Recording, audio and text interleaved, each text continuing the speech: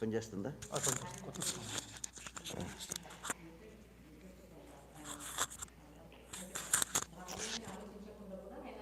నేను చెప్పింది అది కాదమ్మా. సత్య హరిశ్చంద్ర థీమ్ ఏంటి? నిజం చెప్పండి, నిజం కోసం ఎన్ని కష్టాలు పడ్డా కానీ మీకు సక్సెస్ఫుల్ అవుతారు అని. మీకు అదే నచ్చింది.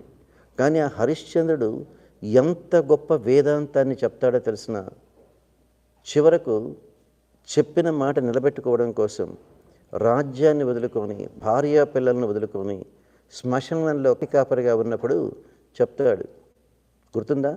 మాయామేయ జగంబె సత్యమని సంభావించి మోహంబునన్ నా ఇల్లాలును నాదు పిల్లలని ప్రాణంబుండునందాక అల్లాడినన్ ఈ కట్టెలంబడి కాలుచో నీ ఇల్లాలును పిల్లలను తోడైరారు రక్షింపగా అంటాడు. గుర్తుందా? ఎవరికన్నా గుర్తుందా అండి? ఒరే పిచ్చి సన్నాసి, ప్రాణం ఉన్నంత వరకు నా భార్య, నా పిల్లలు, నా సంసారం అని అల్లాడి అల్లాడి సంపాదించావే. ఇప్పుడు ఈ కట్టెల్లో పెట్టి తగలబడిపోతున్నావే. ఇప్పుడు నీ భార్య కానీ, నీ పిల్లలు కానీ, నీ డబ్బు కానీ, నీ ఇల్లు కానీ, నీ యొక్క సంపద కానీ ఏదైనా వచ్చిందా నిన్ను రక్షించడానికి? ప్రాణం ఉన్నప్పుడు ఎందుకురా ఆ శరణాగతి చేసి మోక్షానికి పోకుండా పిచ్చివాడి పోయి ఇలా అయిపోయావు అంటాడు. ఆ రోజుల్లో వాళ్ళు మహారాజులే, కానీ వాళ్ళకు భగవంతుడి మీద అంత నమ్మకం ఉండేది. అందుకనే వాళ్ళని రాజర్షులు అనేవాళ్ళు. రాజే కానీ ఋషిలాగా ప్రవర్తించేవారు. అంటే తన డ్యూటీ అది కాబట్టి రాజుగా తన ధర్మాన్ని చేశాడే కానీ దేని మీద కూడాను తామరాకు మీద నీటి బొట్టులాగా ఉన్నాడు. మనం ఏం చేస్తున్నాము? ఇన్వాల్వ్ అయిపోతున్నాం. అందుకే ఒంటికి బురద అంటుకుంటుంది. మీరు తామరాకు చూడండి, బురద నీళ్ళల్లోనే ఉంటుంది. దాని మీద ఎన్ని నీళ్లు పోసినా తామరాకు అంటుకో, అలా పర్డ్స్ లాగా ఉండి రోల్ అయిపోతూనే ఉంటాయి. అవునా? పద్మపత్రమివాంభస అని చెప్తాడు భగవంతుడు. మనం నేర్చుకోవాల్సింది ఎప్పుడైనప్పటికీ కూడాను అది అంత సులభంగా వంట పట్టదండి. నేను చెప్పాను, గుర్తుందా? ప్రహ్లాద చెప్పింది, చెరుకు గడలిచ్చేటప్పుడు ఏం చెప్పానయ్యా? చచ్చుచు పుట్టుచున్ మరల చర్విత చర్వణులైన వారికి చెచ్చర పుట్టునే పరులు చెప్పిననైన నిజచ్చినైన ఏమిచ్చిననైన కానులకు నేగిననైన హరిప్రబోధములు అంటాడు. మళ్ళీ చావడం, మళ్ళీ పుట్టడం, మళ్ళీ చావడం, మళ్ళీ పుట్టడం. చిన్నప్పుడు ఎప్పుడన్నా ఎగ్జామ్ ఫెయిల్ అయ్యారా అండి? నేనే చెప్తాను. First time 10th grade exam fail అయినాను అనుకోండి, ఏమవుతుంది? I felt horrible. మళ్ళీ దురదృష్టం, సెకండ్ టైం కూడా మళ్ళీ ఎగ్జామ్ ఫెయిల్ అయినాను అనుకోండి, ఐ ఫెల్ట్ మిజరబుల్. చచ్చిపోదామనిపించింది, సూసైడ్ చేసుకుందామనిపించింది. 10th టైం మళ్ళీ అదే ఎగ్జామ్ ఫెయిల్ అయినాను అనుకోండి, అలవాటు పడిపోయింది ప్రాణం ఫెయిల్ అవ్వడానికి. 10th టైం ఫెయిల్ అయినప్పుడు ఈసారి కూడా ఫెయిల్ అయ్యి అని నవ్వేసుకున్నాం. ఈసారి కూడా ఫెయిల్ అయ్యి నవ్వేసుకున్నాం. 50th టైం మళ్ళీ అదే ఎగ్జామ్ ఫెయిల్ అయినామనుకోండి, ఏమంటున్నాం? అసలు మనం రిజల్ట్ చూడాలన్నా మనది గ్యారంటీ ఫెయిల్యూర్ అనుకుంటున్నాం. 99 టైమ్స్ అదే ఎగ్జామ్ ఫెయిల్ అయినామనుకోండి, ఏమంటారండి? అసలు ఎగ్జామ్ రాయాలంటావా? అవునా? ఎగ్జామ్ రాయడం మానేశాం, 10 ఏళ్ళు రాయలేదు. అసలు ఆ ఎగ్జామ్ అనేది ఉన్నది అనే మాటే మర్చిపోయాం. అవునా? మనమంతే.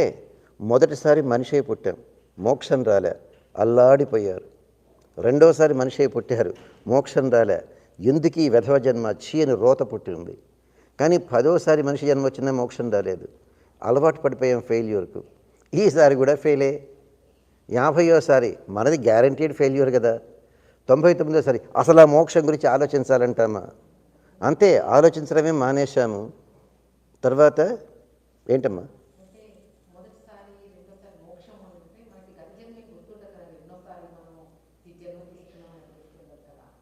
గుర్తుండదు కదా.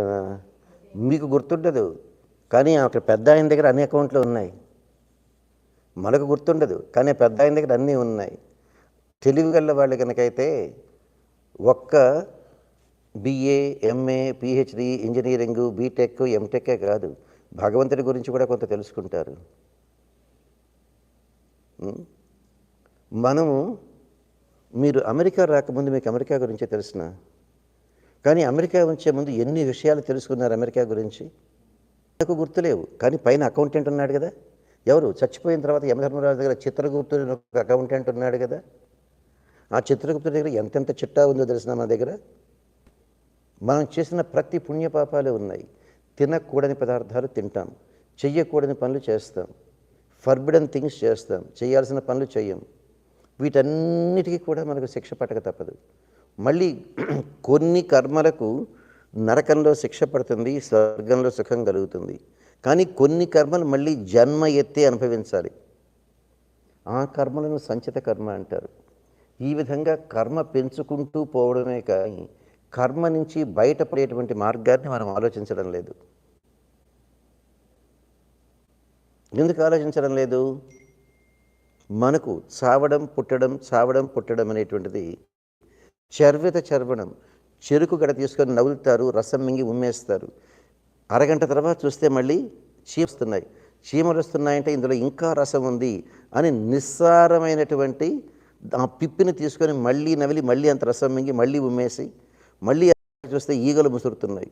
ఇంకా సారం ఉన్నది అనేటువంటి సారం లేనటువంటి సంసారంలో ఇంకా సారం ఉన్నది అనుకొని ఉమ్మేసిన దాన్నే మళ్ళీ తీసుకొని నవ్వడం, మళ్ళీ దాని గురించి పాకులాడడం, దీనికి అలవాటు పడడానికి ఒకళ్ళు చెప్పినా ఆ మోక్షం గురించి ఆలోచించరు. ఎప్పుడైతే మీ లోపల పరివర్తన కావాలి, మీరు చూస్తూనే ఉన్నారు. మీ తాతగారు బతుకున్నారా అండి? చనిపోయినారు కదా. మీరు తాతగారు చనిపోయారు కదా. 4 ఇళ్ళు నెత్తిన పెట్టుకొని పోయినాడా? 4 కోట్ల రూపాయలు మూట కట్టుకొని పోయినాడా? ఇంత బంగారం కూడబెట్టాడు. బంగారంతో తీసుకెళ్ళి ఆయన తగలబెట్టారా? రేపు మన గతి కూడా అంతే కదండి. మరి దాని గురించి ఎంతోమంది ఒకప్పుడు కనుకైతే ప్రహ్లాద, నారద, పరాశర, పుండరీక, వ్యాస, అంబరీష వీళ్ళందరూ ఎప్పటి వాళ్ళు ఎవడు జోడొచ్చాడండి? Just a few years back తిరుపతిలో అన్నమాచార్య, భద్రాచలంలో రామదాసు, బృందావనంలో మీరాబాయి, కర్ణాటకలో అయితే కనకదాసు, పురంధరదాసు, మహారాష్ట్రలో అయితే తుకారాము, తిరుపతిలో కాశీలో కనుకైతే తులసీదాసు. వీళ్ళు అందరూ కూడాను ఆ రాముల వారిను, ఆ కృష్ణుని వాడిను నమ్ముకొని ఆ శరణాగతి చేసి మోక్షానికి పోయిన వాళ్ళే కదా. మరి మనకెందుకండి ఆలోచన రావడం లేదు? ఎందుకంటే మనకు ఈ సంసారం మీద ఉన్నటువంటి వ్యామోహం భగవంతుడి మీద లేదు. అంటే మిస్ప్లేస్డ్ ప్రియారిటీస్. మన ప్రియారిటీస్ ఏంటి అని మనం మర్చిపోతున్నాం. అందువల్ల మనకి కష్టాలు కలుగుతున్నాయి. ఆ విధంగా ఎవరైతే భగవంతుడిని నమ్ముకొని, మనకి ఇంకొక పెద్ద ప్రాబ్లం ఏంటంటే తెలుగు బాగా వచ్చా? చిన్న చిన్న రాళ్ళు చిల్లర దేవుళ్ళు, నాగులేటి నీళ్లు నాపరాళ్ళు అంటాడు. మరి చిల్లర దేవుళ్ళని నమ్ముకుంటే బతుకు చిల్లర బతుకు అయిపోలేదు? చిల్లర దేవుళ్ళు కూడా ఉన్నారమ్మా అందులో. అదే నేను చెప్పింది, మీరు ఎప్పుడు కూడా సరిగ్గా వినలేదు. ఎందుకంటే ఆ కృష్ణుల వారిని నమ్ముకొని మోక్షానికి పోయిన వాళ్ళు 100 పేర్లు చెప్పాను. ప్రహ్లాద, నారద, పరాశర, పుండరీక, వ్యాస, అంబరీష, శుక, శౌనకాని, అన్నమాచార్య, తులసీదాసు, రామదాసు వీళ్ళందరూ. ఆ మోక్షాన్ని ఇవ్వలేని వాళ్ళందరూ చిల్లర దేవుళ్ళే. వాళ్ళు బ్రహ్మ కావచ్చు, శివుడు కావచ్చు, పార్వతి కావచ్చు, గణపతి కావచ్చు, కుమారస్వామి వీళ్ళెవరు మోక్షాన్ని ఇవ్వలేరు. అందుకని భగవద్గీత కనుక చదువుకోనుంటే కృష్ణుడు అదే చెప్తాడు. ఇప్పుడు మీరేదో ఒక బీటెక్కో, ఎంటెక్కో, లేకపోతే ఫార్మసీనో, లేకపోతే డాక్టరో, ఇంజనీరో అయ్యారు కదండి. ఎంత చదువుకుంటే అయ్యారండి? ఎవరైనా వచ్చి నీకు బుర్ర తక్కువైందయ్యా, నీకు ఇంతే బుర్ర ఉందంటే మీకు కోపం రాదు. కానీ భగవంతుడు భగవద్గీతలో అదే చెప్తున్నాడు. కామైస్తైస్తైర్ హృతజ్ఞానా ప్రపద్యంతే అన్యదేవతా. ఎవరికైతే పిచ్చి పిచ్చి కోరికలతోటి ఆ దేవుడి దగ్గరికి పోతే పిల్లలు పుడతారు, ఈ దేవుడి దగ్గరికి పోతే డబ్బులు వస్తుంది, ఈ దేవుడి దగ్గరికి పోతే ఇల్లు కొనుక్కోవచ్చు అని పిచ్చి పిచ్చి కోరికలతోటి చిన్న చిన్న దేవుళ్ళ దగ్గరికి పోతున్నారే కానీ మోక్షం కావాలి అని ఆ నారాయణుల వారి దగ్గరికి పోవడం లేదు. అయితే ఎవరు పోతున్నారు? బహూనాం జన్మనామంతే, ఎన్నో వేల జన్మల సంస్కారం ఎవరికైతే ఉంటుందో, జ్ఞానవాన్ మాం ప్రపద్యతే, జ్ఞానం అనేది ఉన్నవాడు ఆ నారాయణుల వారినే నమ్ముకొని దానికి తగ్గ నియమాలు పాటించి ఆ మోక్షానికి పోతాడు. అటువంటి ఆయన్ను మహాత్మా మహాత్మా సుదుర్లభ. నిన్న చెప్పానే, హార్వర్డ్ యూనివర్సిటీలో ఆనరీ డాక్టరేట్ ఇస్తామంటే ఎంత సంతోషపడతారు. ఒక యూనివర్సిటీ డాక్టరేట్ డిగ్రీ ఇస్తే సంతోషపడతారే, కానీ ఆ కృష్ణుల వారు మీకు 3 డాక్టరేట్స్ ఇస్తానంటున్నాడు. మహాత్మ, ధర్మాత్మ, సాధు అనేటువంటివి. దానికి ఎందుకు ప్రయత్నం చేయకూడదు? అందుకనే ఆ భగవంతుడు పరీక్షన్ మహారాజు ఎంతో మంచివాడు. దురదృష్టం వల్ల ఒక తపస్సు చేస్తున్నటువంటి ఒక మహర్షి, శమీక మహర్షి మెడలో పామును వేయడం, ఆ మహర్షి కొడుకు శపించడం శృంగి, ఏ దుర్మార్గుడు మా తండ్రి మెడలో పాము వేశాడో 7వ రోజు ఫ్రమ్ టుడే భయంకరమైనటువంటి తక్షకుడనే పాము వచ్చి కరిచి వాడు చచ్చిపోతాడు అన్నాడు. ఇంకా 7 రోజుల్లో, కనీసం అతను అదృష్టవంతుడు 7 రోజుల్లో చచ్చిపోతాడని తెలుసు ఆయనకు. మనకు అది కూడా తెలియదే. మనం ఈరోజు చచ్చిపోతాము, రేపు చనిపోతాము, 10 రోజులు ఆగి చనిపోతాము, ఎప్పుడు చనిపోతాము, ఏ కండిషన్లో చనిపోతామో మనకు తెలియదు. అందువల్లే చెప్పారు, భగవంతుడి పాదాల దగ్గర ఎవరైతే ముందే శరణాగతి చేస్తారో అటువంటి వాళ్ళు, అందరికీ చావంటే భయం కదండి, అవునా? కానీ శరణాగతి చేసిన వ్యక్తి ఎప్పుడు చావు వస్తుందని ఎదురు చూస్తుంటాడు. ఎందుకో తెలిసిన, మీరు 1 బెడ్రూమ్ అపార్ట్మెంట్లో అల్లాడుతున్నారనుకోండి, ప్రెసిడెంట్ పిలిచి, నాయనా ఈ 1 బెడ్రూమ్ అపార్ట్మెంట్ ఎందుకు, నా వైట్ హౌస్కి రావయ్యా, నీకు ఫ్రీగా ఇస్తాను, అన్నీ ఉండు అంటే ఏమనుకుంటారు? వెళ్తారా లేదా? ఇది కూడా అంతే. మళ్ళీ చావడం, పుట్టడం, ఓల్డేజ్, డిసీజెస్ అనేటువంటి ఈ నరకంలో నుంచి బయటికి వచ్చి మోక్షానికి రండయ్యా, అక్కడ మీకు చావు లేదు, ఓల్డేజ్ లేదు, డిసీజెస్ లేవు, బంగారు ప్యాలెసెస్లో ఉండండి అయ్యా అంటుంటే ఏమనుకోవద్దు. తెలుగులో ఎంత చక్కగా చెప్తారో తెలిసిన, పంది బురద మెచ్చు పన్నీరు మెచ్చునా అంటాడు. బురదగుంటలో ఉండి జన్మ జన్మలకు బురదగుంటలో పొర్లాడేటువంటి పందికి ఎవరైనా వచ్చి ఇది బురదగుంట, కంపు కొడుతోంది, బయటికి రా, ముందు నీళ్లలో స్నానం చేయి, ఆ కంపు పోవాలి. ఎంత చేసినా కంపు పోదు. రోజ్ వాటర్ స్ప్రే చేస్తాను. పన్నీరు అంటే రోజ్ వాటర్ అంటే ఆ పంది ఏమంటుంది? బురదగుంటకు అలవాటు పడి పడి పడి నాకు ఆ పన్నీర్ అంటే వాంతి అవుతుంది అంటుంది. నచ్చదంత సులభంగా. కాబట్టి దాన్ని ఎవరైతే ఇది బురదగుంట అని ఫస్ట్ తెలుసుకోవాలి. సెకండ్, ఈ బురదగుంటలో నుంచి బయట పడాలి అని తెలుసుకోవాలి. మూడోది, ఈ కంపు ఎలా పోతుంది తెలుసుకోవాలి. అప్పుడు తప్పకుండా ఆ పంది కూడా క్లీన్ అవుతుంది. మనం కూడా అంతే. 1 జన్మ కాదు, 2 జన్మలు కాదు, ఇప్పటికి 1,00,000 జన్మలైనాయి. ఏదో ఈ పిల్లాడికి 9 ఏళ్ళు, ఆ పిల్లకు 10 ఏళ్ళు అంటే ఈ 9 ఏళ్ళు, 10 ఏళ్ళు, 40 ఏళ్ళు, 70 ఏళ్ళు ఈ శరీరానికి ఉండే వయసు. ఈ ఆత్మకు మిలియన్స్ ఆఫ్ ఇయర్స్ నుంచి ఉంది ఆత్మ. ఆత్మకు చావు లేదు, ఆత్మకు పుట్టుక లేదు. శరీరానికే పుట్టుక, శరీరానికే చావు. అటువంటి ఆత్మను గురించి తెలుసుకోకుండా, ఆ ఆత్మను పరమాత్మ దగ్గరికి ఎలా చేర్చాలి అనేది తెలుసుకోకుండా మనకు ఎంతసేపటికి కూడాను ఈ శరీర సుఖాల గురించి ఆలోచిస్తున్నాం. అందువల్లే కష్టాలు పడుతున్నాం. అందువల్లనే ఆ పరీక్షణ మహారాజు ఏం చేశాడు? ఇంకా 7 రోజులే బతికేది, నాకెందుకు అని మహర్షుల్ని పిలిపించి, అందులో గొప్పవాడు ఆ శుక మహర్షిని 7 రోజుల్లో నాకు మోక్షం వచ్చే మార్గం చెప్పండి అని అడిగాడు. అప్పుడు ఆయన అడుగుతాడు, నాకు 7 రోజులే ఉంది టైము, వస్తుందంటావా అని. అప్పుడు చెప్తాడు, ఇదేంటయ్యా వస్తుందంటావా అంటావు? ఒక మహానుభావుడు 2 ఘడియల్లోనే మోక్షాన్ని పొందినవాడు ఉన్నారు.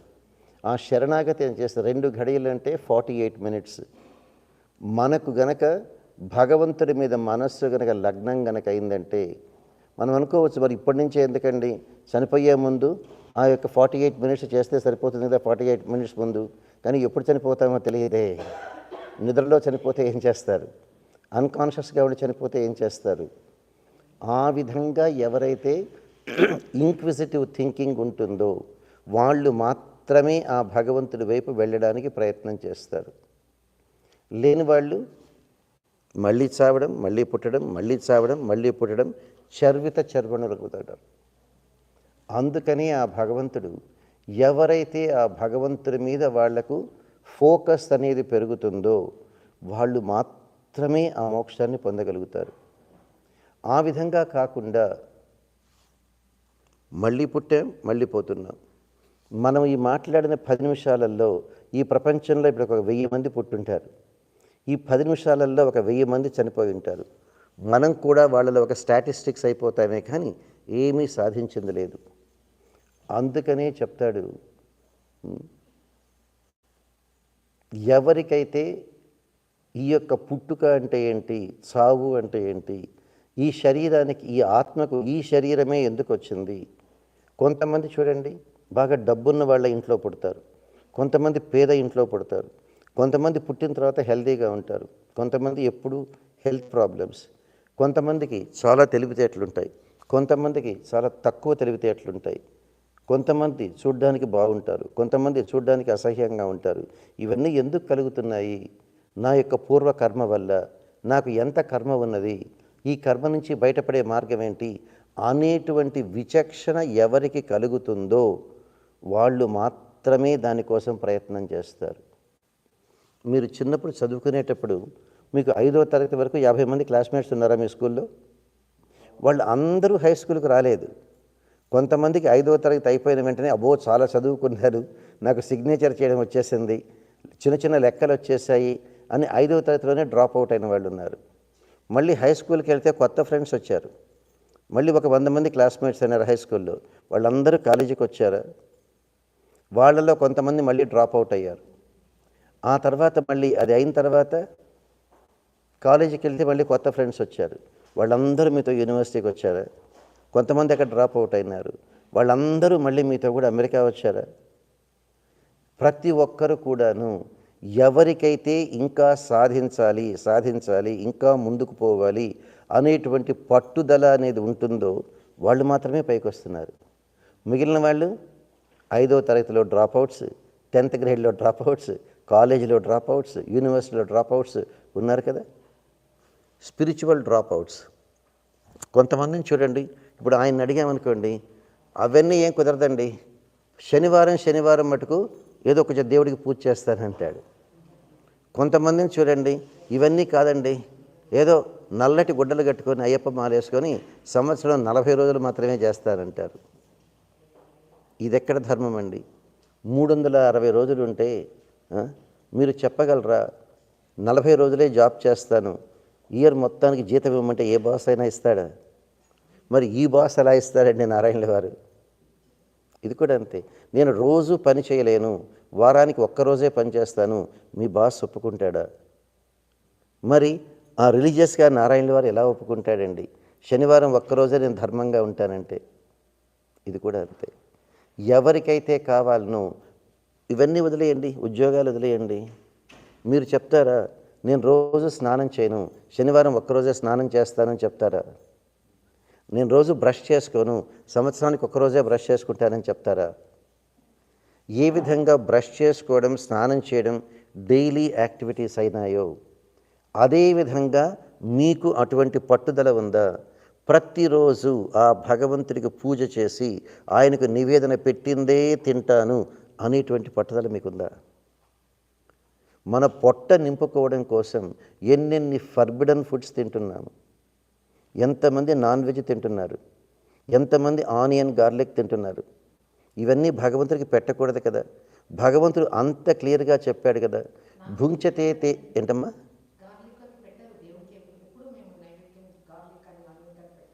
మరి ఎలా తింటున్నారు మీరు?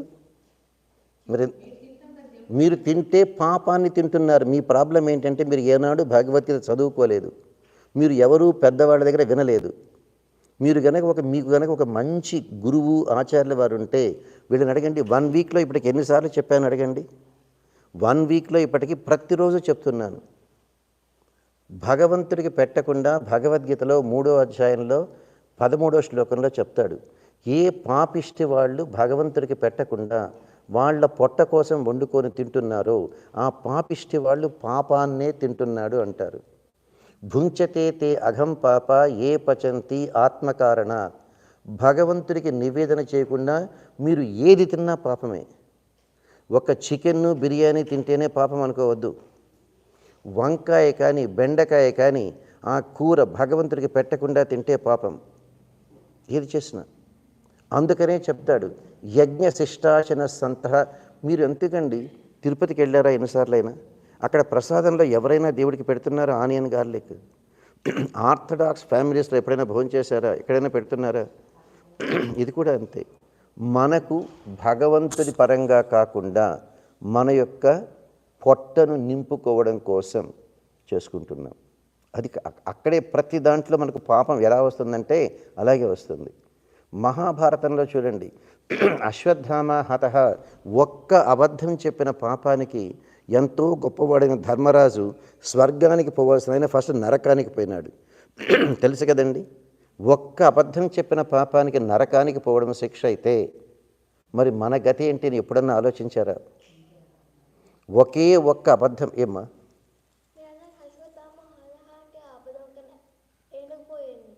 ఏనుగు పోయింది, కానీ దానివల్ల జరిగినటువంటి కాన్సిక్వెన్సెస్ ఏంటి?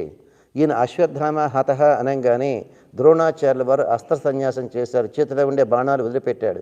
వెంటనే దృష్టజ్ఞుడు వచ్చి ఆయన గొంతు కోశాడు. నీవు చెప్పిన అబద్ధం వల్ల ఒక ఆచార్యుల వారి ప్రాణం పోయిందా లేదా? ఆ పాపం ఎవరికి వస్తుంది? అర్థమవుతుందా? ఎగ్జాక్ట్లీ. మనం చెప్పిన దానివల్ల ఏంటి కాన్సిక్వెన్సెస్ అనేది ఆలోచించుకోవాలి. కాన్సిక్వెన్సెస్ ఆలోచించకుండా చేసేవాడిని ఏమంటారండి? నాట్ ఇంటెలిజెంట్ అంటారు. అర్థమవుతుందా? ఇది కూడా అంతే.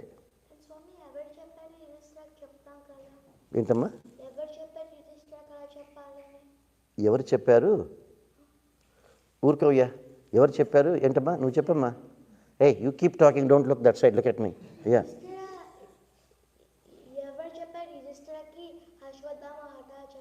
కృష్ణుడు చెప్పాడు.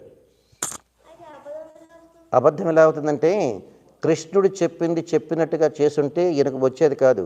ఈయనకు వచ్చేసి కాళిదాసు కవిత్వానికి మన పైత్యాన్ని కొంచెం యాడ్ చేశాడు. కృష్ణుడే చెప్పినప్పటికీ నేను చెప్పను, పక్కన కుంజరహ కుంజరహ అన్నాడు చూడు, అందువల్ల అబద్ధమైంది. కృష్ణుడు చెప్పిందే కనుక ఏమనుకోవద్దమ్మా, ఏమనుకోవద్దు.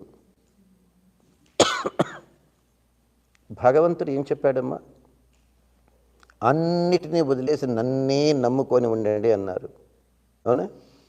మరి ఆ ప్రకారం చేస్తుంటే అది ఏనాడు తప్పయ్యేది కాదు. కానీ ధర్మరాజు ఏం చెప్పాడు? కృష్ణుడే చెప్పినప్పటికీ నేను ఎలా చెప్తాను? భగవంతుడి మీద నమ్మకం అంటే ఎలా ఉండాల్సిన? కృష్ణుడే చెప్పాడు, ఐ డోంట్ కేర్. అప్పుడు భీముడు చంపిన ఏనుగు కుంజరహ అనేది అప్లై అయి ఉండేది. కానీ ఇలా అనుకోకుండా కుంజరహ కుంజరహ అన్నాడు చూడు, భగవంతుడి మీద విశ్వాసం లేదు. గజేంద్ర మోక్షంలో చూడు, నీకు చెప్పాను గుర్తుందా? ఆ ఏనుగును మొసలి పట్టుకొని పీకినప్పుడు ఏమవుతుంది? కలడందురు దీనులయడ కలడందురు పరమయోగి గణముల పాలన్ కలడు కలండెనడు వాడు కలడో లేడో అని నమ్మకం పోయింది. అందుకే అల్లాడతాడు, నెత్తురు గారుతోంది, ప్రాణం పోతోంది అని. ప్రహ్లాదుడికి భగవంతుడి మీద అంత నమ్మకం ఉంది. ఇందుగలడందులేడని సందేహం వలదు అంటాడు. ఇక్కడ ఉన్నాడు అక్కడ లేడు అనేటువంటి డౌటే అవసరం లేదు. భగవంతుడు అన్ని చోట్ల ఉన్నాడు. ఎక్కడ చూడాలనో చెప్పు, ఈ చైర్లోనా, లేకపోతే ల్యాప్టాప్లోనా, నీ చేతి గాజుల్లోనా, ఆ కుర్చీ కాళ్ళల్లోనా, ఎక్కడ కావాలో చెప్పన్నాడు. అటువంటి ఫెయిత్ ఉండాలి. మరి ప్రహ్లాదుడికి ఒక్క డ్రాప్ బ్లడ్ కూడా రాలేదే, అవునా? ఎవరికి భగవంతుడి మీద అటువంటి ఫెయిత్ అనేది ఉంటుందో వాళ్లకు ఏ కష్టాలు కలగవు.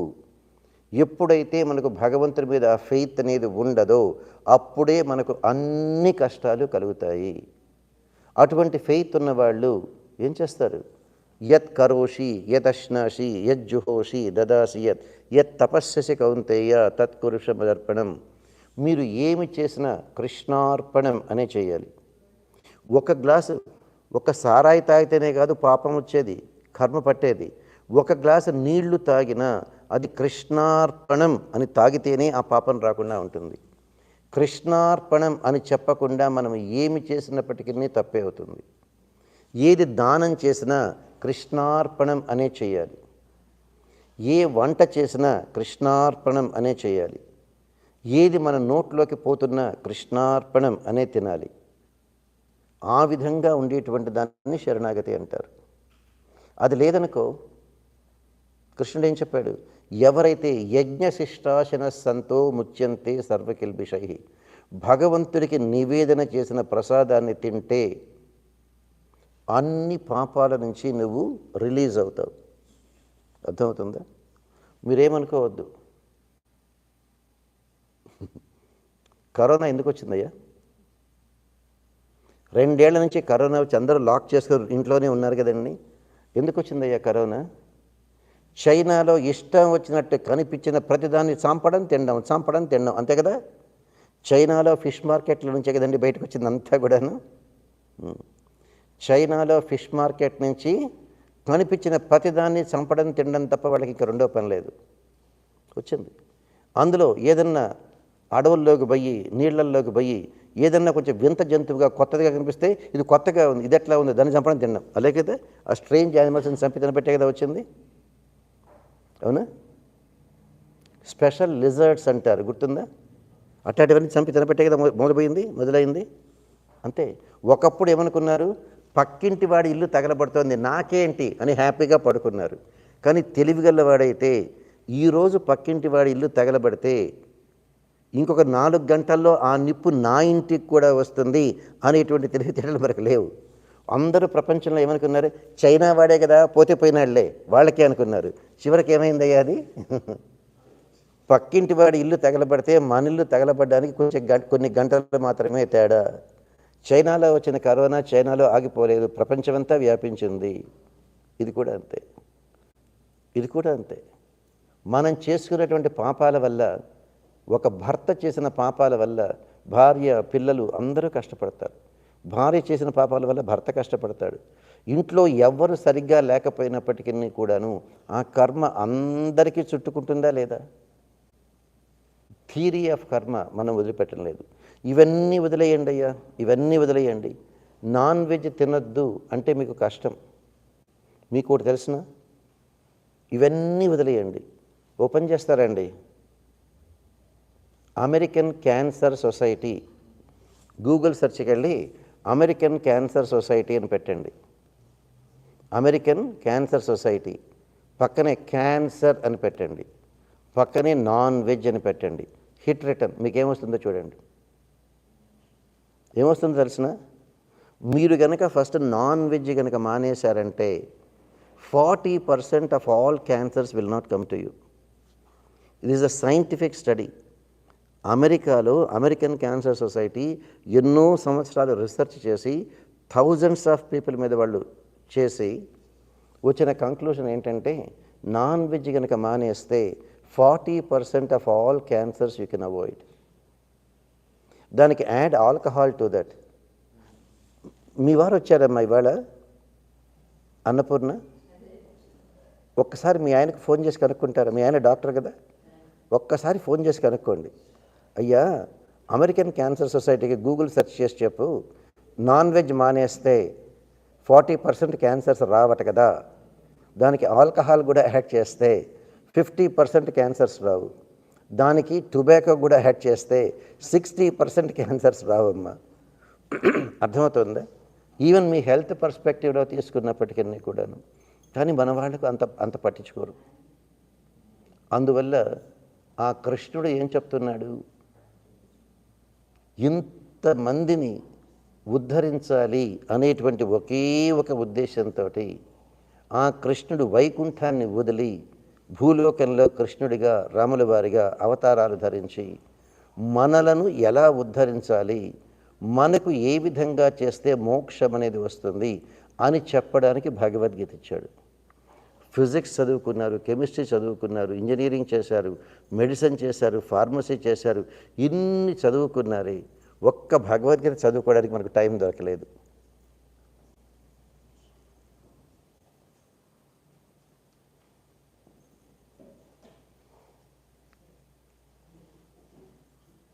ఇన్ని చదువుకున్నారు కానీ మనకు ఆ భగవంతుడి గురించి తెలుసుకోవడానికి దొరకలేదు. అందుకనే ఆ భగవంతుడు, ఓకే నువ్వు భగవద్గీత చదవలేవు కదా, కనీసం ఆ కృష్ణుడి యొక్క లైఫ్ హిస్టరీనా తెలుసుకుంటావా అని ఈ భాగవతాన్ని వేదవ్యాసుడు మనకిచ్చాడు. నిన్న చూశారు, ఆ కృష్ణుల వారు 8 సార్లు, ఆ మహాలక్ష్మి 8 సార్లు అవతరిస్తే వారు కూడాను 8 సార్లు ఆమెను వివాహం చేసుకున్నారు. ఆ తర్వాత కొంతకాలానికి మీరు ఎప్పుడు కూడా పొరపాటును కూడా పిల్లలను తిట్టొద్దు. చిన్న పిల్లలు సరిగ్గా లేరు, చిన్న పిల్లలు చెప్పిన మాట వినడం లేదు అంటే ఏం చేస్తారండి? పిల్లల మీద కోప్పడతారు, అవునా? మీరు ఎప్పుడన్నా ఆలోచించారా, ఆ పిల్లలు సరిగ్గా లేకపోవడానికి కారణం తల్లిదండ్రులు? ఇది చెప్తే మీకు ఎంత కోపం వస్తుందో తెలిసిన, వాళ్ళు చేసే వెధవ పనులకు మేమెలా బాధ్యులం అవుతామండి? ఏమనుకోవద్దు. దీనికి బెస్ట్ ఎగ్జాంపుల్ ఏంటో తెలిసిన? ఏమై ఉంటుందండి బెస్ట్ ఎగ్జాంపుల్? చెప్పండి. ఏదో మీరు లేచారు.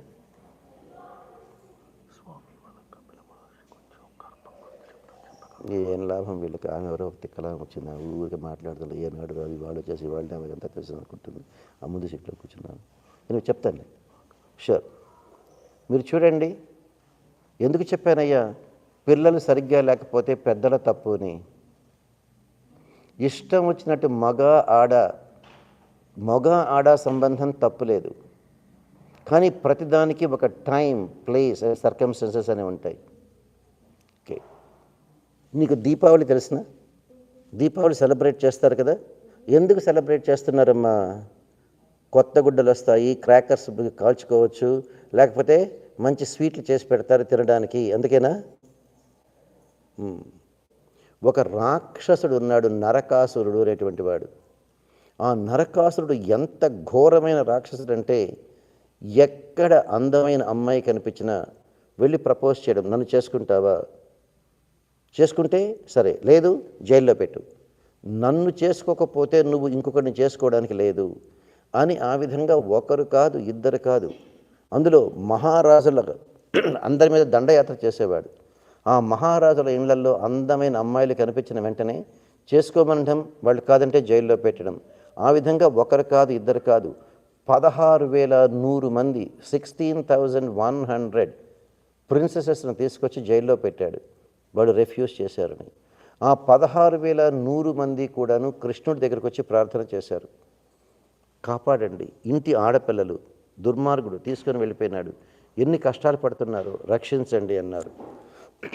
అప్పుడు భగవంతుడు తనే గరుడ వాహనం మీద, నరకాసురుడు ఎక్కడ, అస్సాంలో ప్రాగ్జ్యోతిషపురం అనే చోట ఉండేవాడు, వాడి మీద దండయాత్రకు వెళ్తున్నాడు. ఎక్కడైనా మగవాళ్ళు యుద్ధానికి వెళ్తుంటే, పాత రోజుల్లో ఎక్కడ ఆడవాళ్ళు యుద్ధానికి పోయిందే లేదు. కానీ సత్యభామ తను కూడా బయలుదేరింది, నేను వస్తాను అని. ఎందుకు బయలుదేరిందమ్మా? తను కూడా యుద్ధానికి వస్తాను అని బయలుదేరింది. ఎందుకు బయలుదేరింది? ఈ నరకాసురుడు, వీడికి ఎక్కడి నుంచి వచ్చిందంత శక్తి? పరమ దుర్మార్గుడు, తపస్సు చేశాడు, తపస్సు చేసి వరాలు పొందాడు. ఏంటా వరాలు? నాకు చావు లేకుండా కావాలి, అదే పని కాదు. మరి దానికి ఆల్మోస్ట్ ఈక్వలెంట్ ఏమన్నా ఇవ్వు. నిన్ను జనరల్గా ఎవ్వరూ చంపలేరు నువ్వు చేసిన తపస్సుకు. నిన్ను చంపాలి అంటే ఒకటి మీ సొంత తల్లే వచ్చి చంపాలి, లేదా మీ సొంత తల్లే చెప్పాలి, ఈ పరమ దుర్మార్గుడు ఇంకా బతకడానికి లేదు, వీడిని చంపేయి అని ఇంకోటికి చెప్పాలి, అప్పుడే నువ్వు చస్తావు అన్నాడు. అహంకారం ఎక్కువైపోయింది. అంటే నాకు చావు లేనట్లే. ఈ ప్రపంచంలో ఎక్కడైనా ఏ తల్లి అయినా తన కన్న బిడ్డను చంపుతుందా? లేదు తన కన్న బిడ్డను చంపండి అని చెప్తుందా అని అహంకారం ఎక్కువైంది. దాంతో పరమ దుర్మార్గుడైనాడు. దాంతో పరమ దుర్మార్గుడై అందరి మీద యుద్ధం చేయడం, అందరి రాజ్యాలు ఆక్రమించుకోవడం, ఆ ఆడపిల్లలు కనిపిస్తే పెళ్లి చేసుకోమని బలవంతం చేయడం, లేకపోతే వాళ్ళని జైల్లో పెట్టడం. అర్థమైందా? ఇప్పుడు ఆ దుర్మార్గుడు కన్న తల్లి వస్తే కానీ చావడు, కన్న తల్లే చంపాలి, లేదా కన్న తల్లే చంపమని చెప్పాలి. అర్థమైందా ఎందుకు వచ్చిందో సత్యభామ? ఆ దుర్మార్గుడు ఎవరో తెలిసిన? సాక్షాత్తు భూదేవి కొడుకు. తండ్రి ఎవరో తెలిసిన సాక్షాత్తు నారాయణుల వారు. సాక్షాత్తు నారాయణుల వారు. ఇదెక్కడ ఘోరమండి? భగవంతుడే తండ్రి, భూదేవే తల్లి. పుట్టిన బిడ్డ రాక్షసుడు ఎందుకైనాడు? పుట్టిన బిడ్డ రాక్షసుడు ఎందుకైనాడు? ఏమైనా ఐడియా ఉందా అమ్మా? ఎగ్జాక్ట్లీ ఏం తప్పో చెప్పండి. ఇష్టం వచ్చినట్టు వేళ పాళ లేకుండా ఎవరైతే ఫర్బిడన్ టైంలో ప్రెగ్నెంట్ అవుతారో, ఫర్బిడన్ టైంలో కనుక ప్రెగ్నెంట్ అయితే పుట్టే బిడ్డలు రాక్షసులు అవుతారు. ఎక్కడ వచ్చింది? ఆ భూదేవిని ఒక రాక్షసుడు హిరణ్యాక్షుడు అనేవాడు సముద్రంలో తొక్కి పెడతాడు. శ్రీమన్నారాయణుల వారే వరాహ రూపంలో వచ్చి ఆమెను పైకెత్తుతాడు. ఆ భూదేవి సాక్షాత్తు నారాయణుల వారి భార్యే. కానీ ఆ భగవంతుడు ఎత్తేటువంటి టైం సంధ్యా time, sunrise time, sunset time, midday. వీటిని సంధ్య అంటారు. సంధ్య అంటే junction between the night and the day, ప్రాతః సంధ్య. Junction between the morning and afternoon, 12 noon, మాధ్యాహ్నిక సంధ్య. Junction between the day and night, సాయం సంధ్య. సంధ్యాకాలంలో ప్రతి ఒక్కళ్ళు భగవంతుడికి ఏదరి సంధ్యా వందనం చేయడం కానీ, జపం చేయడం కానీ, పూజ చేయడం కానీ చేయాలి. అలా కాకుండా ఇష్టం వచ్చినట్టు మగ ఆడ సంబంధాలు పెట్టుకుంటే పుట్టే బిడ్డలు రాక్షసులు అవుతారు. ఎవరు? ఆ వరాహస్వామి భూదేవిని పైకి ఎత్తేటువంటి టైము సంధ్యా టైం. దురదృష్టం వల్ల ఆ భూదేవికి అప్పుడే ఇటువంటి భర్తతోటి నాకు ఒక బిడ్డ కలిగితే ఎలా ఉంటుంది అనే ఫీలింగ్ కలిగింది. అటువంటి ఫర్బిడన్ టైంలో ఆమెకు ఆ ఆలోచన వచ్చి ప్రెగ్నెంట్ అయింది కాబట్టి పుట్టేటువంటి బిడ్డ నరకాసురుడైనాడు. అర్థమవుతుందా? అందువల్ల భార్యాభర్తల సంబంధం తప్పు అని ఎక్కడా చెప్పలేదు. గృహస్థాశ్రమం అన్ని ఆశ్రమంలో కల్లా మంచిదనే చెప్పాడు. కానీ దానికి కూడా వేళాపాళ అనేది ఉంటుంది. ఆ విధంగా ఫర్బిడన్ టైంలో ప్రెగ్నెంట్ అయినటువంటి లేడీస్కు పుట్టేటువంటి బిడ్డలు రాక్షసులు అవుతున్నారు. ఇక్కడ ఏం జరిగింది? ఈ నరకాసుడు తపస్సు చేస్తే నిన్ను చంపాలనుకుంటే నీ తల్లే వచ్చి చంపే భూదేవి ఇప్పుడు సత్యభామగా అవతరించింది. అందుకనే కృష్ణుల వారు యుద్ధానికి వెళ్తుంటే నేను వస్తానని బయలుదేరింది. అది సత్యభామకు తెలియదు, కానీ కృష్ణుడికి తెలుసును. రా అన్నాడు. అక్కడికి వెళ్ళిన తర్వాత భయంకరంగా యుద్ధం జరిగింది. కృష్ణుడు కాసేపు అలసిపోయినట్టుగా యాక్ట్ చేస్తాడు. పక్కనే ఉన్న సత్యభామ చెప్తుంది, ఏం పర్వాలేదు, మీరు కాసేపు రిలాక్స్ అవ్వండి, నేను యుద్ధం చేస్తాను అని భగవంతుడి చేతిలో ఉండే ధనుర్బాణాలు తీసుకొని యుద్ధం చేస్తుంది. చేసిన తర్వాత చెప్తుంది, ఇంకా ఈ దుర్మార్గుడు బతకాల్సిన అవసరం లేదు, కృష్ణ వీళ్ళని చంపేయండి అని చెప్తుంది. చంపేయండి అని చెప్పినప్పుడు కృష్ణుల వారు ఒక్క తన సుదర్శన చక్రాన్ని ప్రయోగించి నరకాసుడి యొక్క అసిస్టెంట్స్, కమాండర్స్, ముర అనేటువంటి రాక్షసుడు, ముర అనేటువంటి వాటిని చంపాడు కాబట్టి ఆ కృష్ణుడికి మురారి అనే పేరు వచ్చింది. మధు అనే రాక్షసుడిని చంపాడు కాబట్టి మధుసూదన అనే పేరు వచ్చింది. సో ఆ భగవంతుడు చక్ర ప్రయోగం చేసి నరకాసురుడిని సంహరిస్తాడు. ఆ నరకాసురుడు కింద పడిన తర్వాత సత్యభామను చూసి ఒకే మాట అంటాడు, తల్లి నువ్వే వచ్చి నన్ను చంపించావా అంటాడు. నువ్వే వచ్చి నన్ను చంపించావా తల్లి అంటాడు. ఇక్కడ సత్యభామగా ఉన్నప్పటికీ అక్కడ భూదేవిగా కూడా ఉన్నది ఆమె అక్కడ భూదేవిగాను ఉండగలదు, ఇక్కడ కృష్ణుడికి భార్యగాను ఉండగలదు. గంగ అక్కడ నదిగాను ఉండగలదు. అదే గంగ శంతన అనేటువంటి మహారాజుకు భార్యగాను ఉండి చిత్రాంగద, విచిత్రవీర్య అనే బిడ్డలను కూడా కనింది. అర్థమవుతుందా? సరే, అదే గంగ శంతనుడని ఆయన మహారాజును పెళ్లి చేసుకుని భీష్ముడికి తల్లయింది. మొదట పుట్టిన 7 బిడ్డలను నీళ్లలో పడేసింది. 8వ బిడ్డ భీష్ముడైనాడు. సో వాళ్ళు మహానుభావులు నది రూపంలోనూ ఉండగలరు, మనిషి రూపంలోగానే ఉండరు సైమల్టేనియస్గా. అదేవిధంగా యమున నది రూపంలోనూ ఉండగలదు. ఆ కృష్ణుడి భార్య పేరు 4వ భార్య పేరు కాళింది. ఆ కాళింది ఎవరో కాదు, యమునా నదే. నదిగాను ఉండగలదు, ఈ విధంగానూ ఉండగలదు. అప్పుడు భూదేవి స్వయంగా వస్తుంది, చెప్తుంది, కృష్ణ ఆనాడు నేను చేసిన ఒక్క తప్పుకు ఫర్బిడన్ టైంలో కోరిక కలిగి బిడ్డను గర్భవతి అయ్యాను. ఇంత రాక్షసుడైనాడు, వాడిని మీరు చంపారు, చాలా సంతోషం కృష్ణ, దానివల్ల నాకు బాధ లేనే లేదు. అప్పుడు చెప్తుంది, ఆ నరకాసురుడి కొడుకు భగదత్తుడు అని ఒకడు ఉంటాడు. ఆ భగదత్తుడిని తీసుకొని వచ్చి, వీడు నరకాసురుడి కొడుకు, తండ్రిలాగా దుర్మార్గుడు కాడు, మంచి బుద్ధి కలవాడు, వీడిని ఆశీర్వదించు కృష్ణ అంటుంది ఆ భూదేవి. అప్పుడు కృష్ణుల వారు ఆ భగదత్తుడికి పట్టాభిషేకం జరిపిస్తాడు ఆ రాజ్యానికి. ఆ విధంగా నరకాసురుడిని చంపాడు కాబట్టి దీపావళికి ముందు రోజును నరక చతుర్దశి అని చేస్తారు. ఆ నరకాసురుడు చనిపోయిన రోజు 16,100 మంది చిన్న చిన్న రాజ్యాలలో ఉండేటువంటి ఆడపిల్లలను వాడు ఎత్తుకొని పోయినాడు. ఆ కృష్ణుడు వాళ్ళని బయటికి తీసుకొచ్చిన వెంటనే ఆ ఆడపిల్లలు కృష్ణుడిని ఒకే ఒకటి అడిగారు, కృష్ణ మీకు తెలుసును, ఒక ఆడపిల్లను ఒక మగవాడు బలవంతంగా ఎత్తుకొని పోతే ఇంకా ఆ ఆడపిల్లకు పెళ్ళి కాదు, గౌరవం మర్యాద ఉన్నటువంటి ఏ వ్యక్తి పెళ్లి చేసుకోరు. మీకు తెలియంది కాదు కదా కృష్ణ, భీష్ముడు తన తమ్ముడు విచిత్ర వీరుడికి పెళ్లి కోసం కాశీరాజు కూతుళ్ళు అంబ, అంబిక, అంబాలిక ముగ్గురిని తీసుకొని వస్తాడు. ఒక్కరోజు భీష్ముడు బ్రహ్మచారి, ఆడపిల్లను తాకను కూడా తాకడు, మర్యాదగా చారియట్లో కూర్చోబెట్టి తీసుకొస్తాడు. వితిన్ 1 డే అంబ చెప్తుంది భీష్ముడితోటి, please I'm sorry, I'm already in love with Salva అని చెప్తుంది. భీష్ముడు చెప్తాడు, పిచ్చి పిల్ల, ఈ మాట ఇప్పుడెందుకు చెప్పావు, నిన్ననే చెప్పుండొచ్చు కదా, అసలు తీసుకొచ్చేవాడినే కాదు కదా, ఇప్పటికైనా మునిగిపోయింది లేదు, 1 డేనే కదా అని మళ్ళీ ఎంతో గౌరవంగా ఆమెకు అన్ని కట్న కానుకలు ఇచ్చి చారియట్లో పంపిస్తాడు. వెళ్తుంది సాల్వుడి దగ్గరికి. ఏం చెప్పాడయ్యా సాల్వుడు, నీ కళ్ళకు నేనంత పిచ్చి వెధవలాగా కనిపిస్తున్నానా? గౌరవం, ఆనర్, పరువు, మర్యాద ఉండేటువంటి ఏ మగవాడైనా ఇంకొక మగవాడు తీసుకెళ్ళిన ఆడదాన్ని చేసుకుంటాడా? నో, నాకొద్దు వెళ్ళిపో అంటాడు. మళ్ళీ అంబ మళ్ళీ భీష్ముడి దగ్గరికి వచ్చి, వాడు చేసుకొని ఉంటున్నాడు, నువ్వన్నా చేసుకో అంటుంది. నో, నేను చేసుకొని బ్రహ్మచారిని అంటాడు. మళ్ళీ సాల్వుడి దగ్గరికి అవుతుంది, వెళ్తుంది. నిన్న చెప్పాను బుద్ధి లేదా, గెట్అవుట్ అంటాడు. మళ్ళీ భీష్ముడి దగ్గరికి వస్తుంది, పెళ్లి చేసుకుంటుంది, చేసుకొని అంటాడు. చెప్తుంది, నా జీవితాన్ని నాశనం చేశావు, ఈ జన్మకు కాకపోతే ఇంకో జన్మైనా ఎత్తి చంపేస్తా అని చెప్తుంది. ఆ విధంగా సాల్వుడే ఇంకొక మగాడు ఎత్తుకుపోయినటువంటి, అది భీష్ముడు ఎత్తుకుపోయినటువంటి అమ్మాయిని చేసుకోలేదు. వీళ్ళ 16,100 మంది అదే అడుగుతారు, కృష్ణ ఇంత దుర్మార్గుడు మమ్మల్ని తీసుకొచ్చి ఇంతకాలంగా జైల్లో పెట్టాడు, మాకు ఈ జన్మకు పెళ్ళవుతుందా కృష్ణ? చేసుకుంటే నువ్వే చేసుకోవాలి, లేదా ఇప్పుడే నిప్పులో దూకి చచ్చిపోతామంటారు.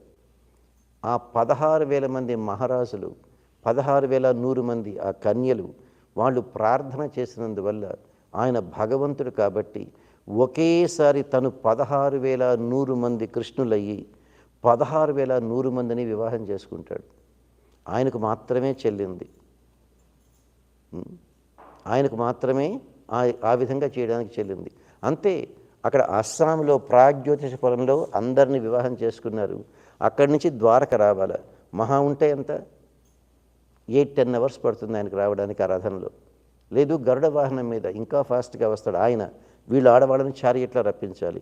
మరి ఈ లోపల 16,100 మంది ఎక్కడుంటారు? అప్పటికప్పుడు విశ్వకర్మని పిలిచి, నేను ద్వారక చేరే లోపల ద్వారకలో ఇంకొక 16,100 ప్యాలెసెస్ ఏర్పాటు చేయి, ప్రతి ప్యాలెస్ కూడాను రుక్మిణి సత్యభామకు ఉన్నట్లే ఉండాలి, ఏ విధమైనటువంటి ఇన్ఫీరియర్గా ఉండకూడదన్నాడు విశ్వకర్మ. అటువంటిది డివైన్ పవర్ అంటే. కృష్ణుల వారు అస్సాం నుంచి ద్వారక వచ్చే లోపల 16,100 ప్యాలెసెస్ను ఏర్పాటు చేశారు. నారద మహర్షికి డౌట్ వచ్చింది, ఈ కృష్ణుల వారు అందరూ ఒక భార్యతోటే కష్టపడతారే, 16,108 మందితోటి ఎలా మేనేజ్ చేస్తున్నారు అని వచ్చి చూస్తాడు. ఒక ఇంట్లోకి వెళ్తే కృష్ణుల వారు అక్కడ సంధ్యావందనం చేస్తుంటారు, ఒక ఇంట్లో పూజ చేస్తుంటారు, ఒక ఇంట్లో అప్పుడే పుట్టిన బిడ్డకు నామకరణం చేస్తుంటాడు, ఇంకొక ఇంట్లో బిడ్డకు అక్షరాభ్యాసం చేస్తుంటాడు, ఇంకొక ఇంట్లో ఒక కూతురికి పెళ్లి చేస్తుంటాడు, ఇంకొక ఇంట్లో ఒక కొడుకు ఉపనయనం చేస్తుంటాడు. నారదుడు పరిగెత్తి పరిగెత్తి పరిగెత్తి palace to palace, palace to palace చూస్తే ఎక్కడ చూసినా 16,108 ప్యాలెసెస్లోనూ కృష్ణుడే ఉంటాడు, డిఫరెంట్ యాక్టివిటీస్.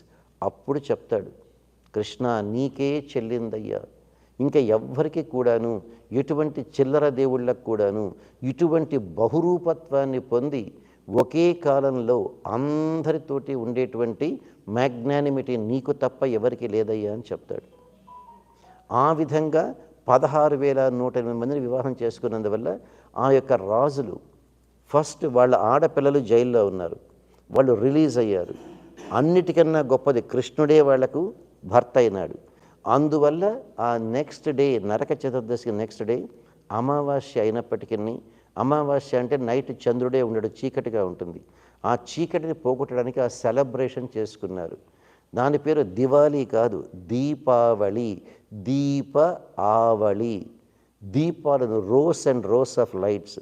వాళ్ళు ఆ చీకటిని పోగొట్టడానికి 16,100 మంది మహారాజులు వాళ్ళ వాళ్ళ రాజ్యాల్లో వరుసగా దీపాలు వెలిగించి ఆ చీకటిని పోగొట్టారు. అందువల్ల దీపావళి అమావాస్య రోజే వస్తుంది. ఆ విధంగా భగవంతుడు 16,108 రాజకుమార్తెలను ఏకకాలంలోనే వివాహం చేసుకున్నారు. ఏమ్మా ప్రియాంక, ఒక చిన్న క్వశ్చన్ చెప్పనా? ఇప్పుడు మీ ఆయన అడిగారు అనుకోమ్మా, నువ్వు తెలుసు కాబట్టి, ఆయన తెలుసు కాబట్టి నీ మీదే చెప్తాను.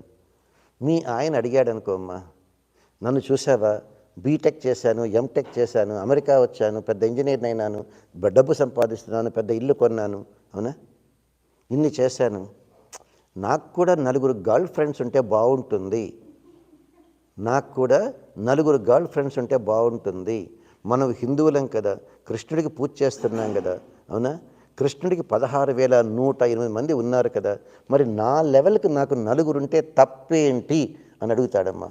ఏం చెప్తావమ్మా? వద్దు బాబు, నీకు దండం పెడతాను, నీ కాళ్ళ మీద పడతాను, నీకు దండం పెడతానంటే ఊరుకుంటాడా?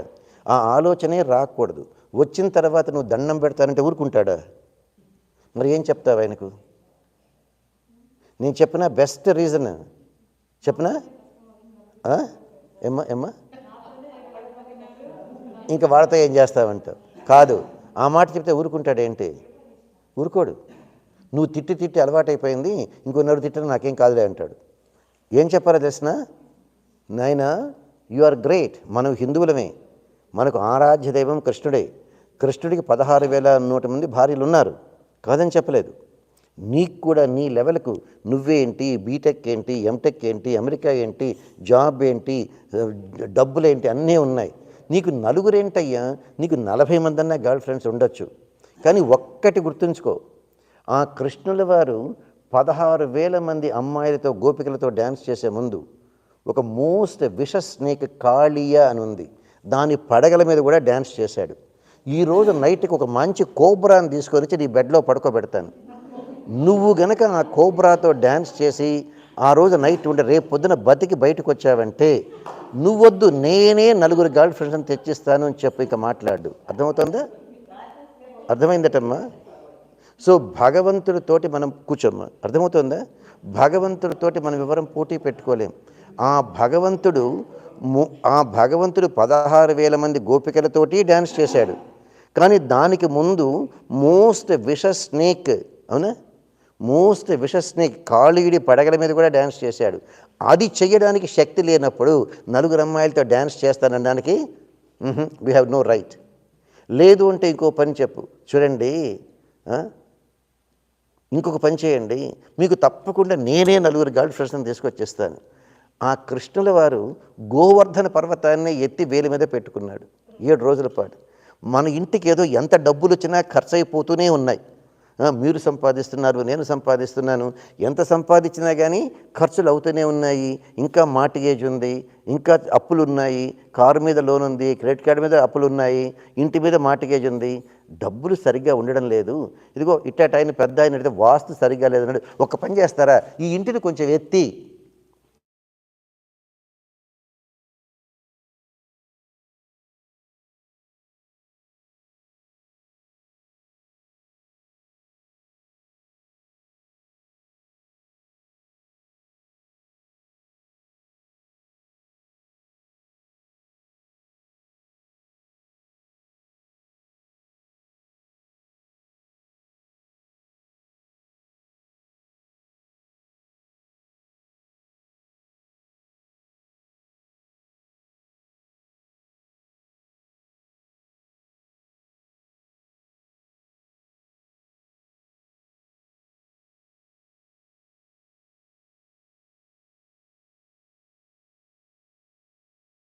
అడిగారు ప్రైవేట్గా, రాములు వారు తినలేదేంటి, రాములు వారు కూడా తిన్నారట కదా అని చెప్పిన ఎవరో అడిగారు.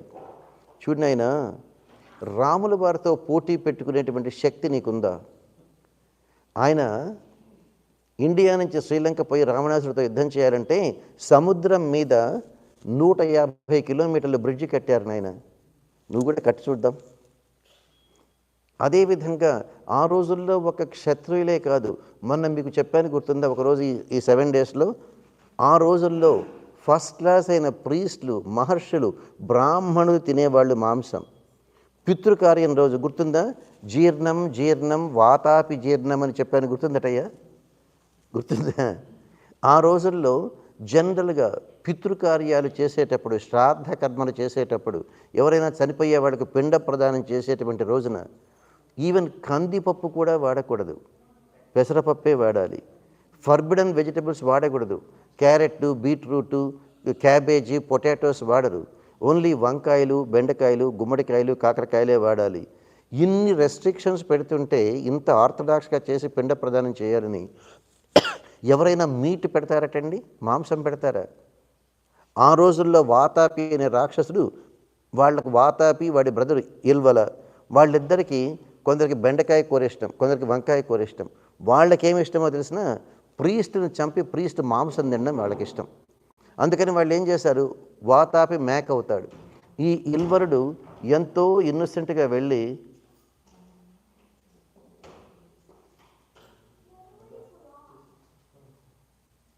వాతాపి మేక అవుతాడు. ఇల్వరుడు వెళ్ళి, ఈరోజు మా నాన్నగారికి శ్రాద్ధ కర్మ చేయాలి, మా ఇంటికి భోజనానికి రండిని మేకలాగా చేస్తే వాతాపిని చంపి మేక మాంసం వండి పెడితే వాళ్ళు తింటారు ఆ ప్రీస్టులు. తిన్న తర్వాత వాతాపి బయటికి రా అంటే వాళ్ళకి ఆ శక్తి ఉంది, ఆ మాయాశక్తి. ఆ పొట్టలో నుంచి మేన్ అరుచుకుంటూ పొట్ట చీల్చుకొని బయటకు వస్తే వీళ్ళు ఆ చనిపోయిన ప్రీస్టుని చంపి మాంసం వండుకొని తినేవాళ్ళు. ఇదే ట్రిక్ వాళ్ళు ఒకరోజు అగస్త్య మహర్షి, ఇదిగో అగస్త్య ఒట్టి పేరే కాదు, నువ్వు అంత నేర్చుకోవాలి అగస్త్య అంటే, అర్థమవుతుందా? ఆ అగస్త్యుడి మీద ప్లే చేశారు. ఇల్వల వెళ్ళి అడిగాడు, ఈరోజు మా నాన్నగారు చనిపోయిన రోజు మీరు రండి భోజనానికి అన్నారు. వచ్చాడు.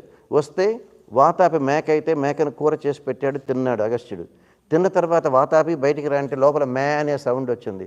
అగస్త్య మహర్షికి అర్థమైంది, వీడేదో నా మీద ట్రిక్స్ ప్లే చేయదలుచుకున్నారని పొట్ట మీద చేపెట్టి జీర్ణం జీర్ణం వాతాపి జీర్ణం అన్నాడు. అంతే, వాడు డైజెస్ట్ అయిపోయానికి మేక లేదు, ఏమీ లేదు. ఆ విధంగా పాత రోజుల్లో వాళ్ళు మాంసాన్ని తినేరు. కానీ ఆ పాత రోజుల్లో వాళ్ళు 1,20,000 సంవత్సరాలు బ్రతికారు. రామాయణ కాలంలో వాళ్ళ పూర్ణాయుర్దాయం 1,20,000 సంవత్సరాలు. అందులో వాళ్ళు ఈ ముందంతా తినేవాళ్ళు ఇష్టం వచ్చినవి. ఈ పాపాన్ని పోగొట్టుకోవడానికి ఒక రోజు 2 రోజులు కాదు, 5,000 సంవత్సరాలు, 10,000 సంవత్సరాలు తపస్సు చేసేవాళ్ళు ఈ పాపాన్ని అంతా కడుక్కోవడానికి. మనకు 5,000 సంవత్సరాలు, 10,000 సంవత్సరాలు లేవే. చెప్పాను కదా, ఆ రోజుల్లో దశరథుడికి పిల్లలు లేరు. దశరథుడికి పిల్లలు పుట్టినప్పుడు ఆయన వయసు 60,000 సంవత్సరాలు. 60,000 సంవత్సరాలు ఏం పెద్ద ఇదేముంది, మిడిల్ ఏజ్. మనం 100 years బతుకుతాము, ఏజ్ 50లో ఆయనకి బిడ్డ పుట్టారు. వాళ్ళు 120,000 years బతుకుతారు, 60,000 మిడిల్ ఏజ్ ఓన్లీ, మిడిల్ ఏజ్లో బిడ్డ పుట్టారు. అందుకనే ఇప్పుడు మీరు చూడండి, మీరు 100 ఏళ్ళు బతుకుతారండి. 100 ఏళ్లలో 5 years ప్రైమరీ స్కూల్కి వెళ్ళారు, 7 ఏళ్ళు హై స్కూల్కి వెళ్ళారు, 7 + 5 12, 4 ఏళ్ళు బీటెక్ చేశారు 16, 2 ఏళ్ళు ఎంటెక్ చేశారు 18. అంటే దగ్గర 100 సంవత్సరాల్లో 1/5 ఆఫ్ ద టైం మీరు స్కూల్కే వెళ్ళారు కదండి, అవునా? ఇంకా పిహెచ్డీకి వచ్చారు ఇంకో 4 ఏళ్ళు, అంటే 22 ఏళ్ల పాటు చదువుకున్నారు కదండి. అంటే 100 ఏళ్ళు బ్రతికేటువంటి జీవితంలో 22 ఏళ్ళు అంటే 1/5 ఆఫ్ ద టైం మీరు స్కూల్కి వెళ్ళారు కదా. మరి వాళ్ళ దగ్గరికి రండి, 120,000 years బతుకుతారు. అందులో 10,000 సంవత్సరాలు 10% కూడా లేదు. 20,000 సంవత్సరాలు 10%, 20%, అవునా? 20%. అందువల్ల వాళ్ళు ఆ రోజుల్లో వాళ్ళు ఎన్ని పాపాలు చేసినా ఆ తర్వాత కొంత వయసు అయిన తర్వాత ఇంకా ఇవన్నీ లాభం లేదు అని 5,000 సంవత్సరాలు, 10,000 సంవత్సరాలు, 20,000 సంవత్సరాలు తపస్సు చేసి ఆ పాపాలను కడుక్కున్నారు. మనకి కలియుగంలో వాళ్ళు చేశారని ఆ పాపాలు చేస్తున్నామే కానీ ఆ తర్వాత వాళ్ళు ఆ పాపాలను 10,000 సంవత్సరాలు తపస్సు చేసి కడుక్కున్నారు, నాకు ఆ శక్తి లేదు కాబట్టి దాన్ని అనుభవించాలి అనేటువంటిది మనకు అర్థం కావడం లేదు. అందువల్ల మనం భగవంతుడితోటి ఎప్పుడూ పోటీ పెట్టుకోలేం. భగవంతుడితోటి మనం ఎప్పుడూ పోటీ పెట్టుకోలేం. ఆ విధంగా నరకాసురుణ్ణి సంహరిస్తాడు కృష్ణుడు వారు. అందువల్లనే నరక చతుర్దశి అయిన తర్వాతనే నెక్స్ట్ డే దీపావళిని అమావాస్యగా సెలబ్రేట్ చేస్తారు. ఎందుకు చేస్తున్నారు? వాళ్ళకు అంత సంతోషం. దుర్మార్గుడైనటువంటి నరకాసురుడు చనిపోయినాడు. నరకాసురుడు జైల్లో పెట్టినటువంటి వాళ్ళ ఇంటి ఆడపిల్లలు 16,100 మంది బయటకు వచ్చారు.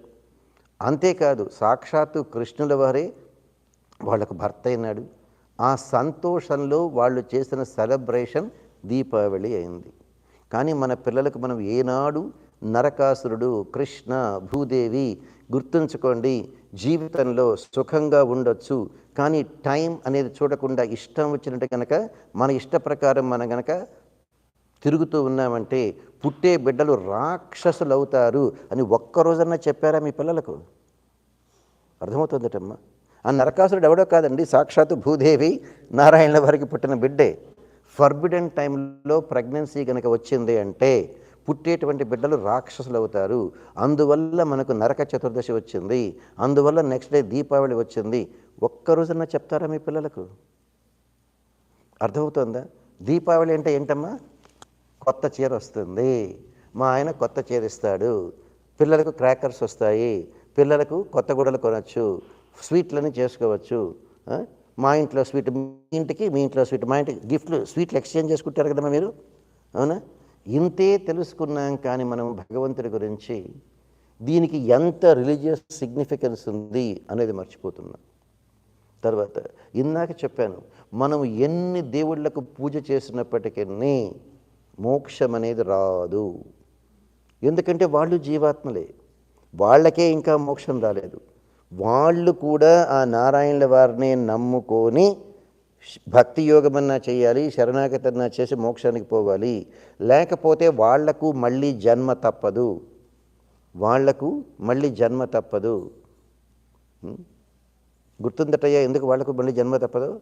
ఒక ఎగ్జాంపుల్ చెప్పండి. ఏదో మీరు చెప్పారు, విన్నాం, ఇవన్నీ ఎవడు గుర్తుపెట్టుకుంటాడు? చెప్పాను కదా, ప్రస్తుతం ఉండేటువంటి కాస్ట్ ఆఫ్ లివింగ్లో, ప్రస్తుతం ఉండే కాస్ట్ ఆఫ్ లివింగ్లో ఇదో మొన్న ఆయన వాళ్ళ ఇంట్లో హోమం చేశాడు. అడగండి, ఒక $100 నెయ్యి, పూలు, పండ్లు కొనాలి. ఆ చేసిన వాళ్ళకి ఏదో 200, 300 డబ్బులు ఇచ్చారు. ఇవన్నీ చేశారు కదా, ఇంత ఖర్చు అవుతుంది కదా. ఒక్క హోమం చేయాలంటేనే దగ్గర మీకు దగ్గర $500 ఖర్చు అయింది కదా. కానీ అదే మీరు అశ్వమేధ యాగం చేయాలి అంటే ప్రస్తుతం ఉండేటువంటి ఖర్చులో దానికి కావాల్సిన సామాన్లు చేయడానికి దగ్గర $1 బిలియన్ అవుతుంది, $1 బిలియన్. అందుకనే పాత రోజుల్లో మహారాజులే చేసేవాళ్ళు. ఆ విధంగా 100 అశ్వమేధ యాగాలు చేస్తే అంటే $100 బిలియన్ ఖర్చు పెడితే మీకు నెక్స్ట్ లైఫ్ ఇంద్రుడై పుడతారు. నహుష అనేటువంటి మహారాజు 100 అశ్వమేధ యాగాలు చేసి ఇంద్రుడయ్యి అక్కడికి పోయిన తర్వాత మళ్ళీ ఒక్క తప్పు చేశాడు, ఒకే ఒక తప్పు.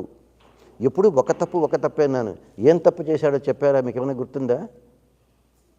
ఏం తప్పు చేశాడయ్యా?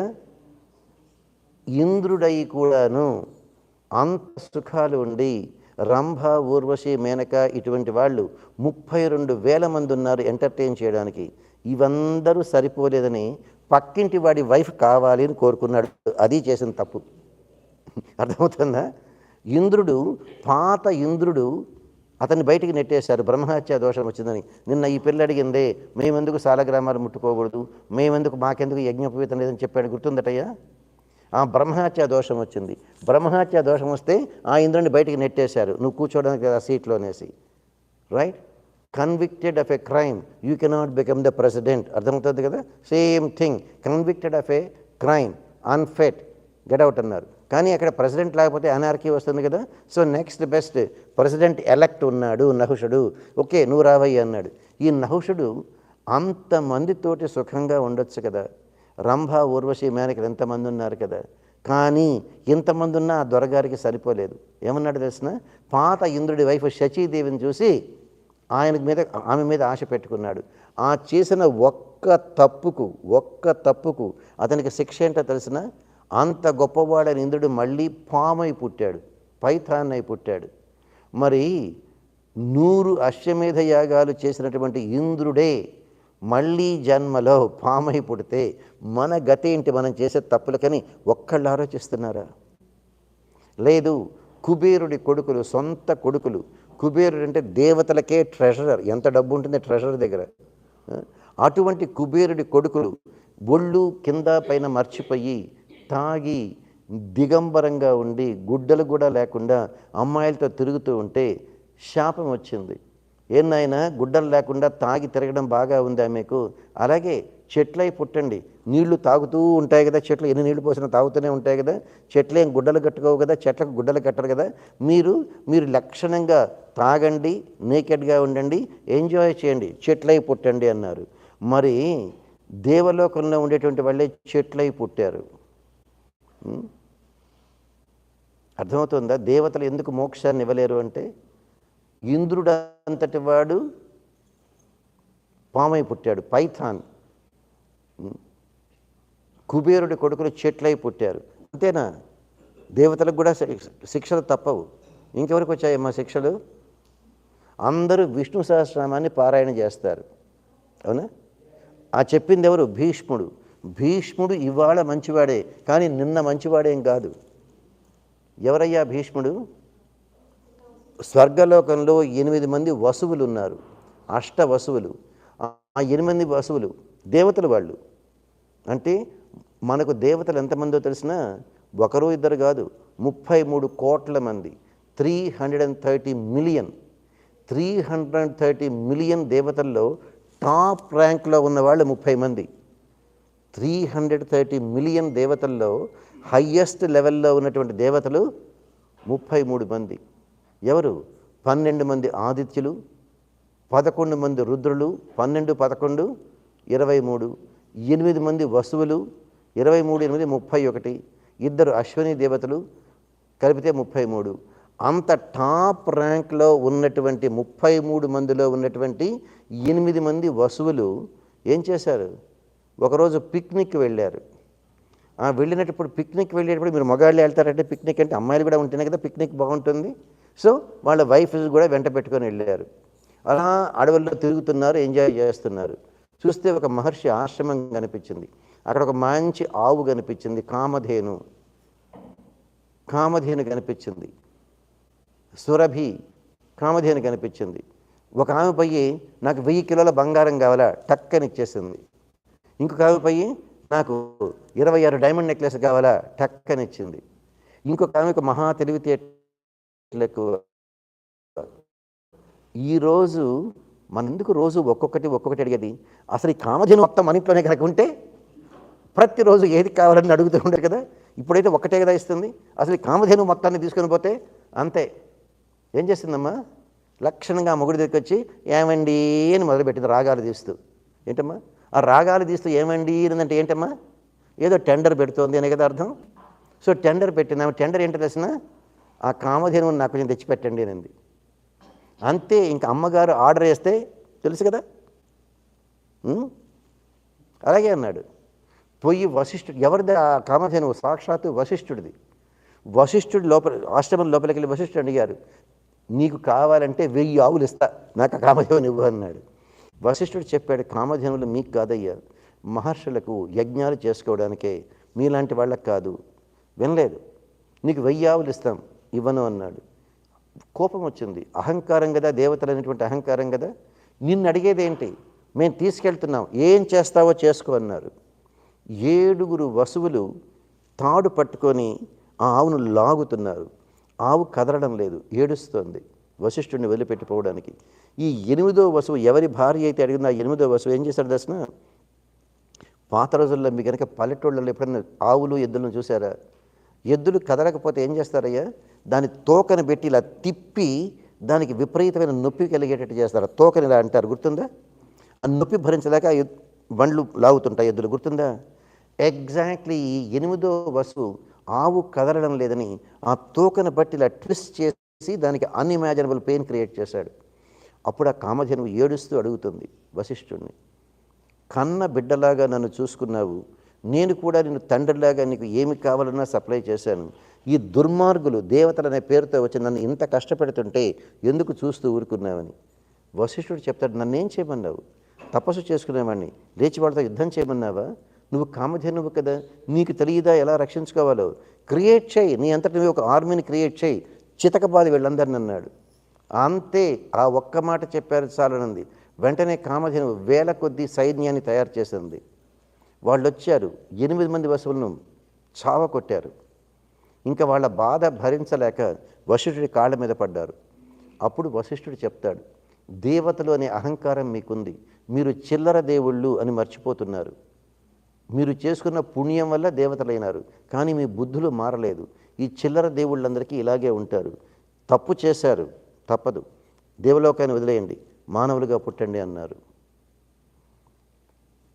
శపించేసరికి మళ్ళీ కాళ్ళ మీద పడి శాపం పొయ్యే మార్గం చెప్పమన్నారు. Okay, all right. ఎక్కడన్నా ఒక తల్లిని వెతుక్కోండి, పుట్టిన వెంటనే మిమ్మల్ని చంపేటువంటి తల్లిని వెతుక్కోండి. 7 ఊరికే లాగారు. మీరు గనక ఎవరైనా ఒక తల్లి పుట్టిన వెంటనే, నేను చెప్పాను భూలోకంలో పుట్టండి అని, ఎక్కడైనా ఒక తల్లి పుట్టిన వెంటనే మిమ్మల్ని చంపేస్తే మీకు ఆ శాపం పోతుంది. ఆ 8వ దుర్మార్గుడు ఉన్నాడే, ఆ కామధేనువును తోకంతా మెలేబెట్టి కొట్టి అన్ఇమాజినబుల్ పెయిన్ క్రియేట్ చేశాడే, ఆ దుర్మార్గుడు జీవితాంతం ఉండి ఆ భూలోకంలో పెయిన్ ప్లెజర్ అన్నీ అనుభవించి కానీ రావడానికి కుదరదు అన్నాడు. అప్పుడు ఆ 8 మంది వసువులు గంగాదేవి దగ్గరికి వెళ్ళారు. గంగాదేవికి శాపం, భూలోకంలో మనిషిని చేసుకోవాలి అని. అందుకనే వచ్చి శంతనుని వివాహం చేసుకుంటుంది. ఈ దేవతలు వెళ్ళి అడిగారు 8 మంది వసువులు, అమ్మ నువ్వు దేవతా స్త్రీవే, నీకు శాపం మనుషుల లోకంలో పుట్టి మానవుని చేసుకోవాలని, మాకు శాపం, దయచేసి నీ కడుపును పుడతాం, పుట్టిన వెంటనే మా 7 చంపేసాయి, నీళ్ళలో పడేసాయి, మాకు ఆ శాపం పోతుంది, 8వ కొడుకు నీతోనే ఉంటాడులే చచ్చిందాకా అంటారు. గుర్తుందా? ఆ 7 బిడ్డలు పుట్టిన వెంటనే గంగాదేవి నీళ్లలో వేస్తుంది. ఆ 8వ బిడ్డే భీష్ముడు. ఈనాడు భీష్ముడిగా ఉండి విష్ణు సహస్రనామాన్ని మనకి ఇచ్చాడు, కానీ అంతకుముందు రౌడీ నెంబర్ 1. అర్థమవుతుందా? అందువల్ల దేవలోకంలో ఉన్నప్పటికీ కూడాను చిల్లర దేవుళ్లకు మళ్ళీ జన్మలు తప్పవు. పాములాగాను పుట్టారు కొంతమంది, చెట్లులాగాను పుట్టారు కొంతమంది, కొంతమంది పుట్టిన వెంటనే చావను చచ్చారు, మనుషులై పుట్టారు. ఇలా ఎంతోమంది ఉన్నారు. అందువల్ల ఇంకొకటి చెప్పాను మీకు, మీరు గనక డివోటీ అయితే మీ కొడుకు ఆటోమేటిక్గా డివోటీ అవుతాడు అని ఎక్కడా రూల్ లేదు. మీరు డివోటీ కాకపోతే మీ బిడ్డ డివోటీ కాకూడదు అనే రూల్ కూడా లేదు. ప్రతి ఒక్కళ్ళము పుట్టేంత వరకే ఆ బిడ్డ కర్మ, తల్లి కర్మ, తండ్రి కర్మ ఎక్కడ మ్యాచ్ అవుతుందో అక్కడ వాళ్ళకి ఆ జన్మ కలుగుతుంది. పుట్టిన తర్వాత వాళ్ళ కర్మ అందరూ అనుభవించాలి, పిల్లలైనా పెద్దలైనా. అదే జరిగింది. ఎలా జరిగింది? సాక్షాత్తు కశ్యపుడు బ్రహ్మర్షి, అటువంటి కశ్యపుడికి పుట్టినటువంటి ఒక కొడుకు ఇంద్రుడైనాడు, ఇంకొక కొడుకు సాక్షాత్తు నారాయణుల వారు వామనుడిగా పుట్టారు. అదే కశ్యపుడికి పుట్టిన ఇంకొక 2 పిల్లలు రాక్షసులైనారు, హిరణ్యాక్షుడు హిరణ్యకశిపుడు. మరి తండ్రి అంత తపస్సు చేస్తూ ఉండడం ఏంటి? ఆ పుట్టినటువంటి బిడ్డలు హిరణ్యాక్షుడు హిరణ్యకశిపుడు రాక్షసులైనారు. ఎందుకైనారమ్మా? అర్థమవుతుందా? అదే కశ్యపుడండి, దక్ష ప్రజాపతి, దక్షుడికి 60 మంది కూతుళ్ళు, 60 మంది, 27 మంది అశ్విని భరణి కృతిక రోహిణి, 27 మందిని చంద్రుడికి ఇచ్చి వివాహం చేస్తాడు. 13 మంది అమ్మాయిలను కశ్యపుడికి ఇచ్చి పెళ్లి చేస్తాడు. కశ్యపుడి ఒక భార్య, వాళ్ళు మంచి ఫ్యామిలీస్లో నుంచి వచ్చారు, ప్రజాపతి, దక్ష ప్రజాపతి కూతుళ్ళు. కశ్యపుడికి ఒక భార్య, దక్షుడి కూతురు అదితి, ఆమెకు పుట్టిన బిడ్డలు ఇంద్రుడు వామనుడు అయినారు. ఇంకొక భార్య దితి, ఆ దితికి పుట్టిన వాళ్ళే హిరణ్యాక్ష హిరణ్యకశిపుడైనారు. ఎందుకు రాక్షసులైనారు? ఎగ్జాక్ట్లీ, వేళ పాళ లేకుండా గర్భవతి అయింది, వేళ పాళ లేకుండా ఇన్అప్రోప్రియేట్ టైం, ఫర్బిడన్ టైంలో. ఏమైనా ఇంకేమైనా కావాలన్నా?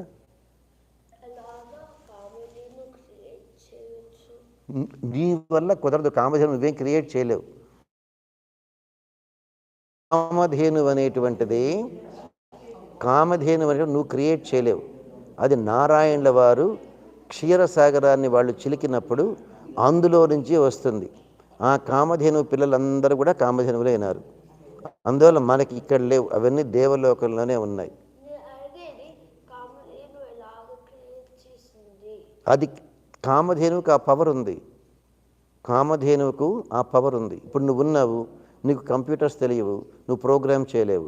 అతను సాఫ్ట్వేర్ ఇంజనీరు, అతను ప్రోగ్రామ్ చేయగలడు. అర్థమైందా? అర్థమవుతుందా? నువ్వు కూడా ఆ టెక్నిక్ తెలుసుకుంటే క్షీరసాగరాన్ని కనుక నువ్వు కనుక చర్న్ చేయగలిగితే అప్పుడు వస్తాయి కామధేనువులు. సరేనా? మామూలుగా మనం క్రియేట్ చేయలేం. నారాయణ వారే క్రియేట్ చేసి పంపించారు దేవతల కోసమని, మహర్షుల కోసమని. Okay, good. సో ఎందుకని? ఫర్బిడెన్ టైంలో గర్భవతి అయింది. కశ్యప ప్రజాపతి చెప్తాడు, నీకేమైనా బుద్ధి ఉందా? ఇది సన్సెట్ టైం. చెప్తాడు, నీకు ఇంకొక సిస్టర్ ఉంది సతీదేవి అనే ఆమె. ఆ సతీదేవి భర్త శంకరుడు. ఆ శంకరుడు వృషభ వాహనం ఎక్కి సాయంకాలం సంధ్యా టైంలో ప్రపంచమంతా సంచారం చేస్తుంటాడు. ఎవరైనా దుర్మార్గులు సాయంకాలం పూట సంధ్యావందనం చేయకుండా గనక పిచ్చి పనులు చేస్తున్నారంటే వాళ్లకు శిక్ష పడక తప్పదు. నీకు సిగ్గుగా లేదా? తిరుగుతున్నారు, మీ బావగారు తిరుగుతున్నారనేటువంటి లజ్జ కూడా లేకుండా ఈ టైంలో భర్త కావాలనుకుంటున్నావే, బుద్ధి లేదా అంటాడు. ఈమె ఎన్ని చెప్పినప్పటికీ ఏమంటుంది, నాకు ఇప్పుడే ఇప్పుడే అంటుంది. అంతే, గర్భవతి అవుతుంది. నీ కర్మ అనుభవించంటాడు. గర్భవతి అవుతుంది. ఫర్బిడెన్ టైంలో గర్భవతి అయింది. లోపల ట్విన్స్ ఉంటారు, రాక్షసులు అవుతారు. తన యొక్క ఎమోషన్స్ని కంట్రోల్ చేసుకోలేకుండా ఫర్బిడెన్ టైంలో గర్భవతి అయింది. తర్వాత వింటుంది, పుట్టే బిడ్డలు రాక్షసులు అవుతాడు అని చెప్తాడు. తర్వాత బాధపడుతుంది, ఎంత తప్పు చేశాను, కంట్రోల్ చేసుకోలేకపోయాను, ఫర్బిడెన్ టైంలో గర్భవతినైనాను, ఈ బిడ్డలు రాక్షసులు, ఈ బిడ్డలు రాక్షసులు. అవును, వీళ్ళు పుడితే కదా రాక్షసులు అవుతారు, అసలు నేను డెలివరీనే చెయ్యను అని అలాగే పొట్టలోనే పెట్టుకుంటుంది. అందరికీ 9 నెలల్లో బిడ్డలు పుడతారు, ఆమె 9 నెలలు కాదు, సంవత్సరాల పాటు పెట్టుకుంటుంది. లోపల బిడ్డలు పెరుగుతున్నారు. అందులో ట్విన్స్. కూర్చోలేదు, నడవలేదు, తినలేదు, పడుకోలేదు. అప్పుడు చెప్తాడు కశ్యపుడు, కర్మ ఎవరు తప్పించలేరు, కర్మ ఎవరు తప్పించలేరు. ఎంతకాలమని పొట్టలో పెట్టుకొని కష్టపడతావు? డెలివరీకా? నీకు పుట్టే కొడుకులు ఇద్దరు రాక్షసులే, కానీ ఒక కన్సలేషన్, అందులో ఒక కొడుకు పుట్టేటువంటి బిడ్డ నీ మనవడు గొప్ప భాగవత అవుతాడు. వాడి మనవడితో గొప్పవాడవుతాడన్నా వాడి కోసమైనా ఈ రాక్షసులను కనుక తప్పదు అంటాడు. అప్పుడు ఆమె ప్రసవిస్తుంది. ఆ విధంగా కశ్యప ప్రజాపతికి పుట్టినటువంటి పిల్లలే రాక్షసులు అవుతారు. హిరణ్యాక్షుడు, హిరణ్యకశిపుడు. భగవంతుడు వచ్చి హిరణ్యాక్షుడిని చంపుతాడు వరాహ రూపంలో, నరసింహ రూపంలో హిరణ్యకశిపుడు చెబుతాడు. ఆ హిరణ్యకశిపుడి కొడుకే ప్రహ్లాదుడు. మరి హిరణ్యకశిపుడు అంత ఘోరమైన రాక్షసుడు ఏంటి? ఆయనకు పుట్టిన బిడ్డ ప్రహ్లాదుడు కావడం ఏంటి?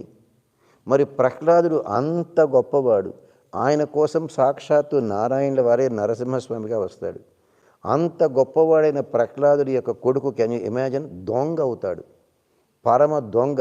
ప్రహ్లాదుడి కొడుకు పరమ దొంగ విరోచనుడు. విరోచన అనేటువంటి వాడు దొంగ అయి పుడతాడు, అంత దొంగ అవుతాడు. ఎక్కడైనా ఉందే ఆ ప్రహ్లాదుడి కొడుకు దొంగ కావడం ఏంటి? ప్రహ్లాదుడి కొడుకు విరోచనుడు దొంగ అవుతాడు. ఆ విరోచనుడికి పుట్టిన కొడుకు బలి చక్రవర్తి. తండ్రి దొంగతనం చేసి తెస్తూ ఉంటాడు, అన్ని చోట్ల ప్రపంచం మొత్తంలో దొంగతనం చేసి, కొడుకు తెచ్చింది మొత్తం దానం చేస్తూ ఉంటాడు బలి చక్రవర్తి. భగవంతుడే వచ్చి నాకు 3 అడుగులు నెల ఇస్తావని యాచన చేసి తీసుకోవాల్సి వస్తుంది. బలి చక్రవర్తి అంత దానం చేశాడు, కానీ బలి చక్రవర్తికి పుట్టిన కొడుకు బాణాసురుడు మళ్ళీ రాక్షసుడు అవుతాడు. అందువల్ల ఎవరి కర్మ వాళ్ళదే, ఎవరి కర్మ వాళ్ళదే. అంతేగాని నేను డివోటీగా ఉన్నాను, నా కొడుకు ఆటోమేటిక్గా డివోటీ అయిపోతాడు, మనం చెడ్డవాళ్ళుగా ఉన్నాము, నా కొడుకు చెడ్డవాడే కావాలి అనే రూల్ ఎక్కడా లేదు. ప్రతి ఒక్కళ్ళ కర్మను బట్టి వాళ్ళకి జరుగుతూ ఉంటుంది. ఇక్కడ ఈ బాణాసురుడి విషయానికి వచ్చేసరికి, ఈ బాణాసురుడు నారాయణుల వారిని ఆశ్రయించడు, మిగిలిన దేవతల దగ్గరికే పోతారు. రావణాసురుడు శివుడి దగ్గరికే పోయి ప్రార్థన చేస్తాడు. హిరణ్యాక్షుడు, హిరణ్యకశిపుడు బ్రహ్మదేవుడికే ప్రార్థన చేస్తారు. ఇంద్రజిత్ బ్రహ్మదేవుడికే చేస్తారు. వీళ్ళెవరూ నారాయణ వారి వెళ్ళిపోరు. భస్మాసురుడు శివుడికే ప్రార్థన చేస్తాడు. క్షుద్రమైన కోరికలు పెట్టుకొని రాక్షసులుగా ఉండి చెడ్డ పనులు చేసేవాళ్ళు అందరూ దేవీ దేవతల్ని ఆశ్రయిస్తారు, నారాయణుల వారి దగ్గరికి పోరు. ఏం చేశాడు ఈ బాణాసురుడు? శివుడి గురించి తపస్సు చేశాడు. ఆ శంకరుడు ప్రత్యక్షమైనాడు. ఏం కావాలి అన్నాడు. ఏం కావాలా? ఈ ప్రపంచాన్ని మొత్తం నేను జయించాలి, నాకు ఎదురు ఉండకూడదు. అలా ఉండకూడదు అంటే నాకు 1000 చేతులు ఇవ్వు. నాకు 2 చేతులే ఉన్నాయి, 2 చేతులతోటి ఒక చేత్తో ధనుసు పట్టుకొని ఒక చేత్తోనే బాణాలు వేయగలను. అలా కాదు, నాకు 1000 చేతులు ఇవ్వు. 1000 చేతులతోటి 1000 ఆయుధాలను ఒకేసారి ప్రయోగించేటువంటి శక్తి కావాలి నాకు. ఇచ్చాను అన్నాడు. ఇంకా తపస్సు చేశాడు. మళ్ళీ ఏం కావాలి అన్నాడు. ఇలా కాదు కానీ, ఎవరైనా నాతో యుద్ధానికి వస్తే నువ్వు, నీ పిల్లలు గణపతి, ఇంకో కొడుకు కుమారస్వామి, సుబ్రహ్మణ్య స్వామి, నీ ప్రమథగణాలు, అక్కడ ప్రమథగణాలు చాలామంది ఉన్నారు, మీరు అందరూ కూడా నా వైపు రావాలి, నా వైపు వచ్చి నా తరఫున యుద్ధం చేయాలి అన్నాడు. అలాగే వరం ఇచ్చా అన్నాడు. అంతే. చాలా అహంకారం ఎక్కువైపోయింది బాణాసురుడికి. చాలా చెడ్డ పనులు చేస్తున్నాడు. దురదృష్టం, ఆ బాణాసురుడికి ఒక కూతురు ఉంది, ఉష అనేటువంటి అమ్మాయి. కృష్ణుల వారు అంత గొప్పవారు. బాణాసురుడికి కృష్ణుడంటే కోపం. ఎందుకు? ఈ కృష్ణుడే చాలా దొంగ పనులు చేస్తాడు, ఈ కృష్ణుడే ఆనాడు వామనుడిగా వచ్చాడు, ఈ కృష్ణుడే త్రివిక్రముడైనాడు, మా నాన్న బలిచక్రవర్తి 3 అడుగులు అన్నాడు, మొత్తం తీసుకున్నాడు, మా నాన్నని కిందకి నెట్టేశాడు అనే కోపం. కృష్ణుడంటే హేట్రెడ్ పెంచుకున్నాడు. కానీ కృష్ణుడితోటి యుద్ధం చేయాలి, శక్తి సరిపోదు అని తెలుసును, కానీ లోపల హేట్రెడ్ పెంచుకున్నాడు. దురదృష్టం ఏమైంది? ఆ కృష్ణుల వారు ఎంతో గొప్పవారు, పరమపురుషుడు, సాక్షాత్ శ్రీమన్నారాయణ వారు. ఆయన కొడుకు ప్రద్యుమ్నుడు, ఆ ప్రద్యుమ్నుడి కొడుకు అనిరుద్ధుడు. ఈ ఉష అనే అమ్మాయికి ఒకరోజు కళ వచ్చింది. ఆ కళలో ఓ పెద్ద హీరోని చూసింది. ఆ పెద్ద హీరోతోటి లవ్లో పడిపోయింది. అంతే, కళ చెదిరిపోయింది. కళ్ళు తెరిచి చూస్తే ఆ అబ్బాయి ఎవరో తెలియదు, పేరు తెలియదు, ఇప్పుడు కనుకైతే ఫోన్ నెంబర్ తెలియదు, ఈమెయిల్ తెలియదు. మరి ఎలా కాంటాక్ట్ చేస్తుంది? ఏడుస్తూ కూర్చుంది. ఎవరికి అర్థం కాల ఎందుకు ఈ అమ్మాయి ఇలా దిగులుగా ఉందని. ఫ్రెండ్స్ కదా, అదే ఏజ్ గ్రూప్ వాళ్ళు, వాళ్ళకన్నీ అర్థమవుతాయి. ఈ ఉష అనే అమ్మాయికి ఆ మహారాజు బాణాసుడి దగ్గర ఉండేటువంటి మంత్రి కూతురు చిత్రలేఖ అని ఒక ఫ్రెండ్ ఉంటుంది. ఆ అమ్మాయి, మీ your daughter didn't come today అమ్మా? She's coming. Okay. Chitralekha expert artist, painter. మీ కూతురు, change your daughter's name, Chitralekha. Chitralekha expert artist. She said they can understand. Okay, tell me who is that guy. డైరెక్ట్గా అడిగేసింది. వాళ్ళు ఫ్రెండ్స్ కదా, వాళ్ళు అలా మాట్లాడుకుంటారు. ఇంతకు ఎవరు నువ్వు లవ్లో పడింది అంటుంది. తెలియదు, పేరు తెలియదు, ఊరు తెలియదు, అడ్రస్ తెలియదు. మరి ఎలా లవ్లో పడ్డా అంటుంది. రాత్రి డ్రీమ్ వచ్చిందంటుంది. డ్రీమ్లో ఓసి పిచ్చి పిల్ల, ఆల్ రైట్, నువ్వే కాదు నేను డ్రీమ్ వరల్డ్లోనే ఉన్నాను, కానీ నేను ఎక్స్పర్ట్ ఆర్టిస్ట్ను. నేను ఈ ప్రపంచంలో ఉండే హ్యాండ్సమ్ పీపుల్ అందరూ నాకు పరిచయమే. నేను వాళ్ళ పిక్చర్ డ్రా చేస్తాను. నీకు పేరు అడ్రస్ తెలియదు కదా, ఫిగర్ చూసి, పిక్చర్ చూసి ఐడెంటిఫై చేస్తావా అంటుంది. సో ఆ అమ్మాయి అందరూ ఎంతో హ్యాండ్సమ్గా ఉండే వాళ్ళ పిక్చర్స్ పెయింట్ చేస్తుంది. ఉష నో నో నో అంటుంది. కృష్ణుడి పిక్చర్ పెయింట్ చేస్తుంది. Oh my god, looks almost the same but something is different అంటుంది. దెన్ కృష్ణుడి కొడుకు ప్రద్యుమ్నుడి పిక్చర్ పెయింట్ చేస్తుంది. Almost but something is not matching అంటుంది. తర్వాత ఆ ప్రద్యుమ్నుడి కొడుకు అనిరుద్ధుడిని పిక్చర్ పెయింట్ చేస్తుంది. Yes, this is the guy అంటుంది. అప్పుడు ఆ Chitralekha super smart girl, super smart, చెప్తుంది good name Aniruddha, address Dwarka, son of Pradyumna, grandson of Krishna, మొత్తం బయోడేటా చెప్తుంది. ఉష అడుగుతుంది, అతను లేకపోతే నేను బ్రతకలేను, అతనే కావాలంటుంది. పెద్ద ప్రాబ్లం ఉందమ్మా అంటుంది. ఏంటి? నీకు ఇష్టం ఉంది కానీ మీ నాన్న ఊరుకోడు కదా.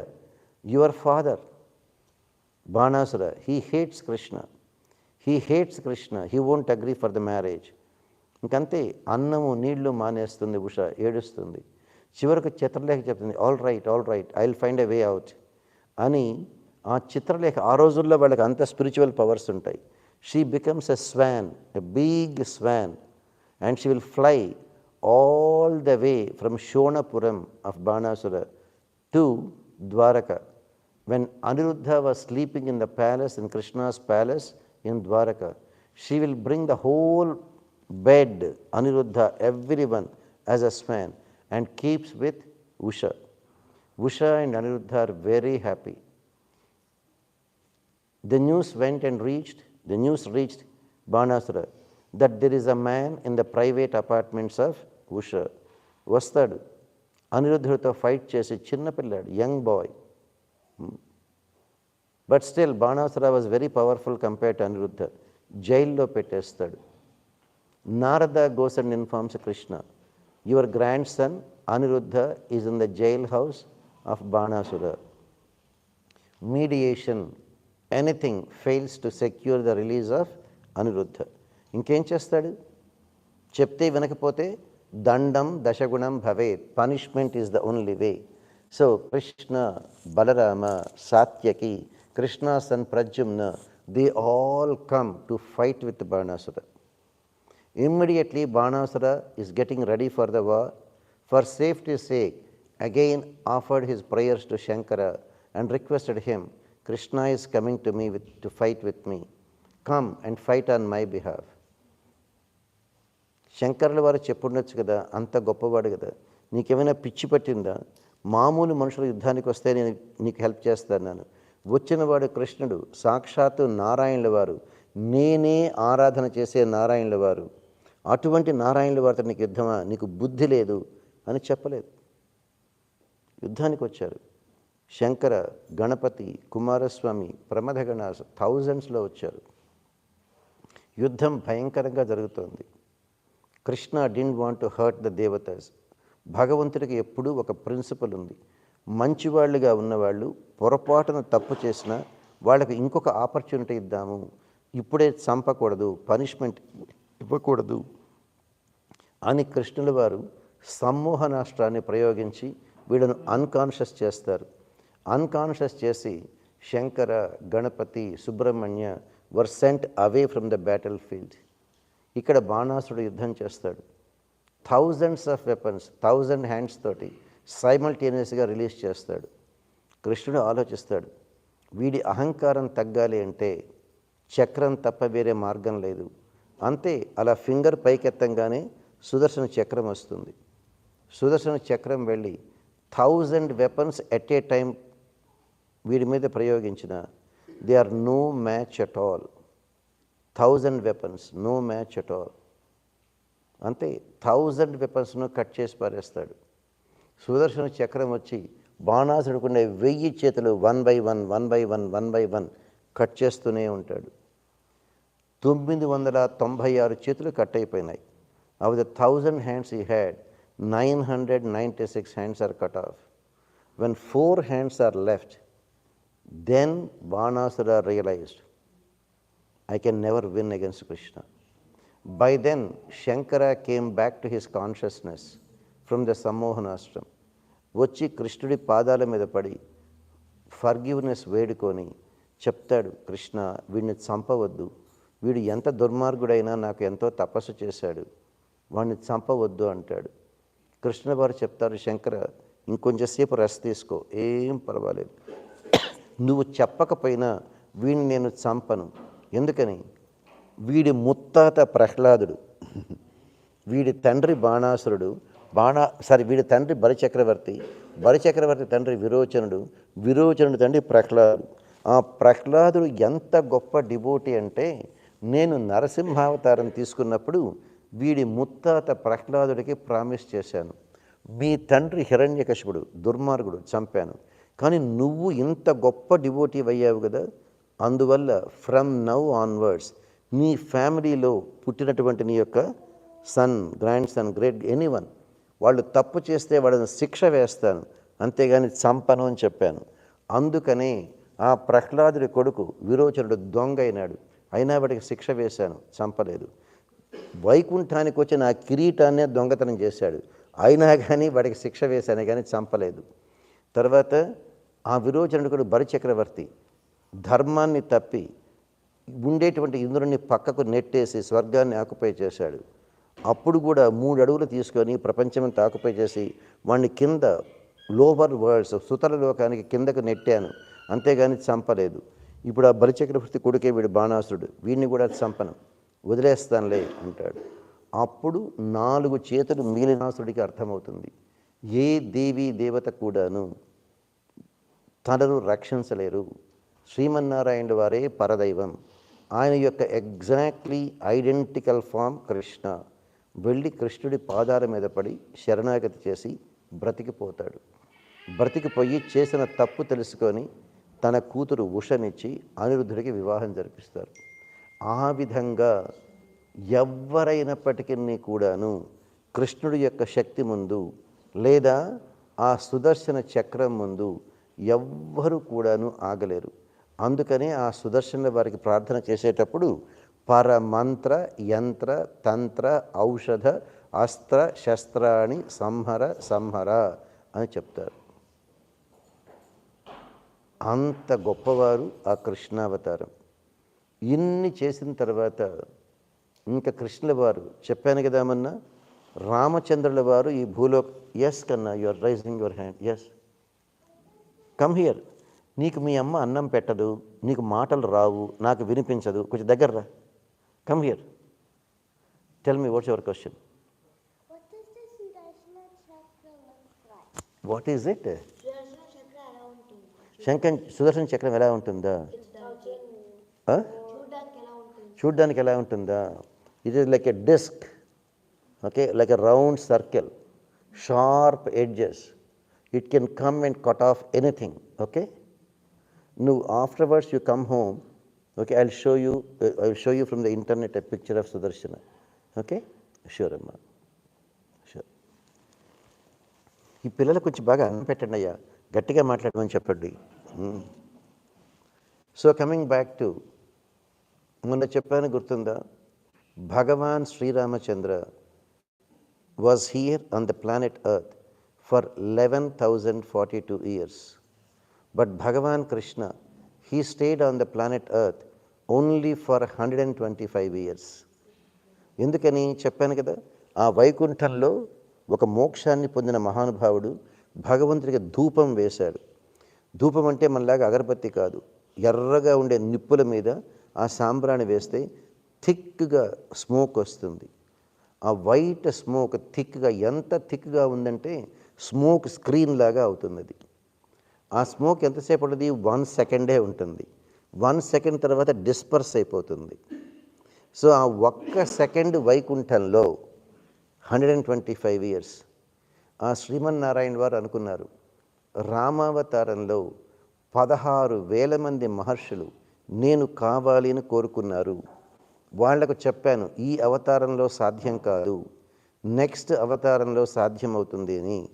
ఆ 16,000 మంది మహర్షులు 864,000 సంవత్సరాల పాటు, అర్థమవుతుందటయ్యా, ఆ మహర్షులు వాళ్ళు 1,200,000 ఇయర్స్ బతకగలరు. వాళ్ళు 1,200,000 ఇయర్స్ ఉండేటువంటి వాళ్ళ లైఫ్ స్పాన్లో 864,000 ఇయర్స్ నా కోసం తపస్సు చేసి ఇప్పుడు గోపికలై పుట్టున్నారు అక్కడ. వాళ్ళ యొక్క కోరిక తీర్చడం నా ధర్మం. రామావతారంలో ప్రామిస్ చేశాను, ఈ అవతారంలో సాధ్యం కాదు, ఏకపత్ని వ్రతం. అదే కాదు, నేను మగవాడిగా ఉన్నాను, మీరు మగవాళ్ళుగా ఉన్నారు, మీ కోరిక తప్పకుండా నెక్స్ట్ ఇన్కార్నేషన్లో తీరుతుంది అని చెప్పాను. వాళ్ళు నా మాట నమ్ముకొని 864,000 ఇయర్స్ తపస్సు చేసి గోపికలుగా నా కోసం వెయిట్ చేస్తున్నారు. వాళ్లకు అంత ఆనందాన్ని కలిగించాలి అంటే నా యొక్క అంశ పార్షియల్ ఇన్కార్నేషన్ కాదు, పరిపూర్ణ అవతారమే కావాలి. అందువల్ల నారాయణుల వారు ఆ స్మోక్ స్క్రీన్ ఉన్నప్పుడు ఎవ్వరికీ కనిపించదు కదా, ఆ స్మోక్ స్క్రీన్ వల్ల 1 సెకండ్, ఈ 1 సెకండ్లో మళ్ళీ తిరిగి వచ్చేయవచ్చు. అక్కడ 1 సెకండ్ అంటే ఇక్కడ 125 ఇయర్స్ అయింది. ఆ 125 ఇయర్స్ అయిపోవచ్చింది. అక్కడ స్మోక్ డిస్పర్స్ అవ్వకముందే ఈ కృష్ణవారు ఈ యొక్క శరీరాన్ని వదిలేసి మళ్ళీ వైకుంఠానికి పోవాలి. ఆలోచిస్తున్నారు ఎలా చెయ్యాలి. నేను గనక వెళ్ళిపోయిన తర్వాత నా వంశంలో పుట్టిన ఈ వాళ్ళు చాలామంది ఉన్నారు కదా, కృష్ణుడి యొక్క బిడ్డలు, మనవళ్ళు, వీళ్ళందరూ కూడాను, వీళ్ళకు కూడా rich man's children spoiled kids అవుతారు. వీళ్ళు కూడా తప్పులు చేస్తారు. కానీ నా యొక్క డిఎన్ఏ వీళ్ళల్లో ఉన్నందువల్ల వీళ్ళని ఎవరు చంపలేరు. వీళ్ళను ఏ విధంగా వైపౌట్ చేయాలి, లేకపోతే కృష్ణుడి పిల్లలు ఇలా పాడైపోయిన చెడ్డ పేరు వస్తుంది అని ఆలోచిస్తున్నారు. మంచి ఐడియా వస్తుంది. కురుక్షేత్ర వార్ అయిపోయిన తర్వాత గాంధారి శపిస్తుంది కృష్ణుడిని. తనకుండేటువంటి ఇగ్నరెన్స్, ఎంతో పతివ్రతగా ఉన్నటువంటి గాంధారి తన శక్తినంతా పాడు చేసుకుంటుంది. కురుక్షేత్ర యుద్ధం అయిన తర్వాత కృష్ణుడిని శపిస్తుంది. కృష్ణ, నీకు అర్జునుడంటే ఇష్టం. అర్జునుడిని గెలిపించడం కోసం నా కొడుకులు 100 మందిని చంపించావు. నువ్వు భగవంతుడివి. నువ్వు తలుచుకుంటే యుద్ధాన్ని లేకుండానే చేసుండేవాడివి. నా కొడుకులను చంపించావు కదా. అలాగే నువ్వు బ్రతికుండంగానే నీ కళ్ళ ఎదురుగుండా నీ వంశంలో ఉండేటువంటి వాళ్ళు అందరూ మనవళ్ళు, కొడుకులు, లేకపోతే కజిన్స్ అందరూ నీ ఎదురుగుండానే చచ్చిపోతారు అని కృష్ణుడు చెప్పాడు. థ్యాంక్ యూ అమ్మా. నేనే ఆలోచిస్తున్నాను, నేను పోయిన తర్వాత వీళ్ళని ఎలా పంపించాలా అని. నువ్వు శపించి పుణ్యం కట్టుకున్నావమ్మా అంటాడు. గుడ్. వెయిట్ చేస్తున్నాడు. 36 ఏళ్లకు అయిపోవచ్చింది.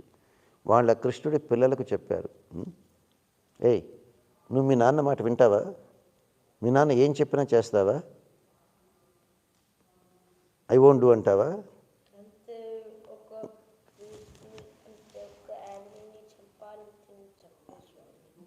అది కాదు, మీ నాన్న ఏం చెప్పినా చేస్తావా good బాయ్గా?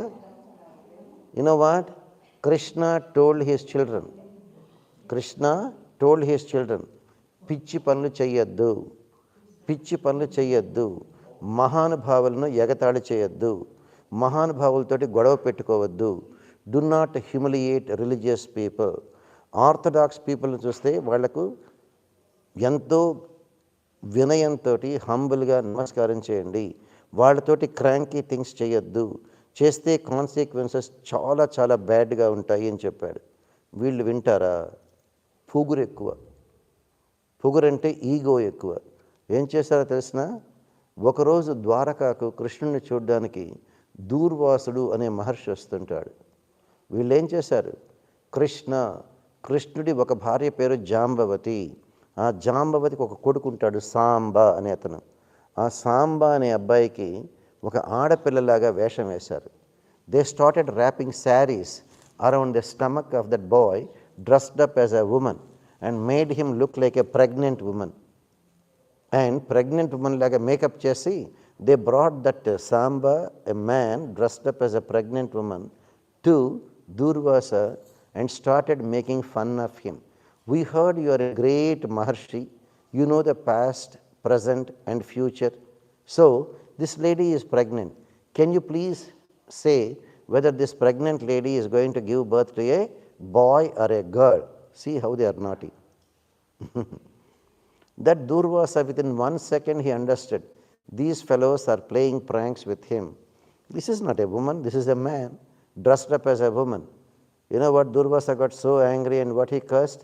No, not a boy, not a girl, but this fellow will deliver a huge iron rod that will kill every one of you in your dynasty.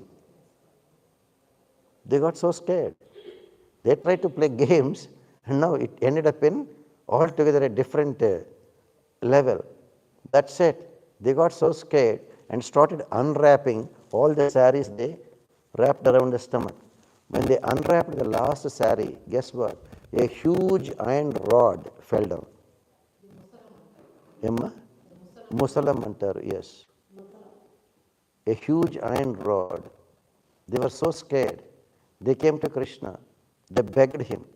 We made a stupid game. We made a stupid thing. This is what happened. Krishna said, I told you, never play pranks with Mahatmas, religious people, Maharshis. You never listen to me. No choice. All right, go, take that huge iron rod, go to the beach, start grinding it. No chandanam tistave. Ala keep on grinding it. and when you grind, it will become powder. Just wash it off into the ocean, wash it off with that. So they went, started grinding. It's an iron rod, very difficult to grind. But thousands of Yadavas, they started grinding. And grind it, get the water from the sea and push it in. Get the water and push it.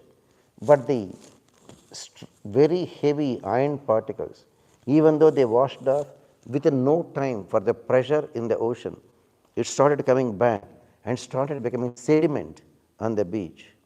Finally, they started grinding, and it was left with a small piece, in a huge iron rod. They just started grinding until it became a small piece. By then, they thought, it's okay, it's only a small piece. What will do? They just threw it away and went. There was a hunter, Jara.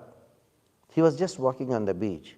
He saw a sharp iron piece, very sharp piece, because as they were grinding it, it becomes very sharp, right? So he said, oh, nice piece. It is good as a pointer for an arrow. He took it and fixed it to one of his arrows.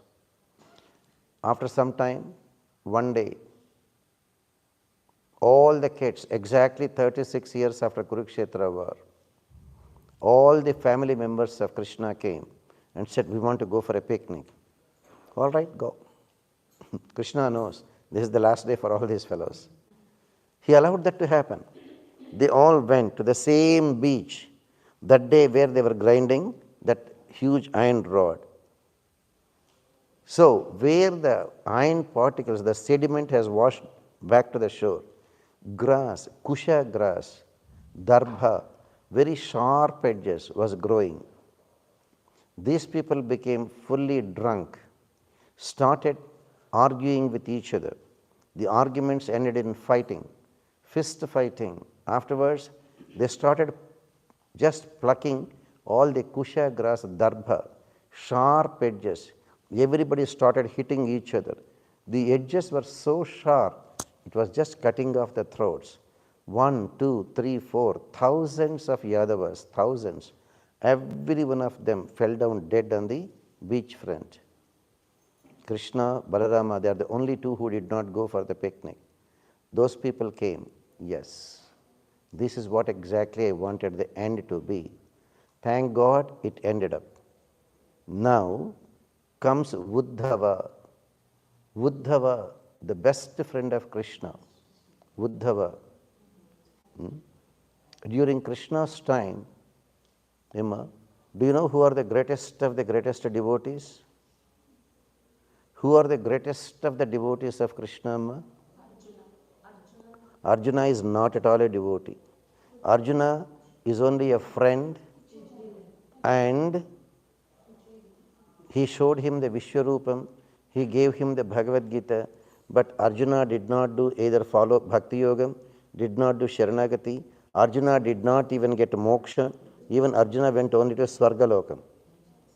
The greatest of the greatest Bhagavatas devotees are Gopikas. There is no devotee greater than the Gopikas. Pure devotion is for the Gopikas only. And it went to such an extent that even Krishna confessed, for the devotion that you have to me, whatever I give, I can never repay your debt. That great are the Gopikas. And after Krishna leaving Vrindavan, came back, one day Krishna sent Uddhava, his best friend, back to Vrindavan and to tell them with a message, go and meet the Gopikas and tell them, I am extremely busy with the political matters, killing all the demons, Kamsa, his associates, then Jarasandha, fighting with him 17 times, defeating him, finally building Dwaraka, all these things. Then Kauravas, Pandavas, I am extremely busy, tell them. Tell them I have not forgotten. You know what exactly, before going to Nanda Gokulam, what Uddhava thought? I am such a great scholar, a philosopher, such a great man like me, just because I am a friend, Krishna is sending me with a message. To whom? To his girlfriends, whom he never married, with whom he had only a nice and wonderful romantic affair. Krishna is sending me as a messenger. Oh, I cannot say, no, I'm going, but I don't like it. But when he went there, when he saw the Gopikas and their devotion, their absolute surrender to Krishna, their pure love for Krishna, that's where they say, Pati Suta Anvayan, Bhratru Bandhavan, Ati Vilangyate Krishna Antyachyuta Gataha. Looking at their absolute devotion for Krishna, you know what exactly Uddhava prayed? Emma? Do you have any idea what Uddhava prayed? He said, Krishna, I understand why you sent me to the Gopikas. I was so proud that I am a scholar, philosopher. But my devotion to you is nothing compared to these Gopikas. I beg you only one thing, Krishna. If I have another birth, please, please, make me a blade of grass in this Vrindavanam. When the Gopikas are walking by, if the dust from their feet falls on me, will I develop that kind of pure love for you? Will I develop that kind of devotion for you? Give me the birth of a blade of grass in this Vrindavan. I want to enjoy the dust from the feet of these Gopikas. That great are the Gopikas. Have anyone of you gone to Vrindavan, Amma? Vrindavan. Did you bring any memento from there? You know, the people who go to Vrindavan, you know what the memento, suppose you go to Hollywood, you take some Hollywood, some picture or something as a gift, right, to your kids, etc., right? You go to some Tirupati, you bring some laddu and you give to everybody, right? Like that, you know, when people go to Vrindavan, what they bring? In the Nidhivan, etc., they bring the dust from the Nidhivan, the dust. And you know what they do? Every day before they put the tilak on their forehead, they first dip their finger in the dust from Vrindavan, and first they will put it on their forehead, then only they will have all the tilakam, everything. That great is Vrindavanam.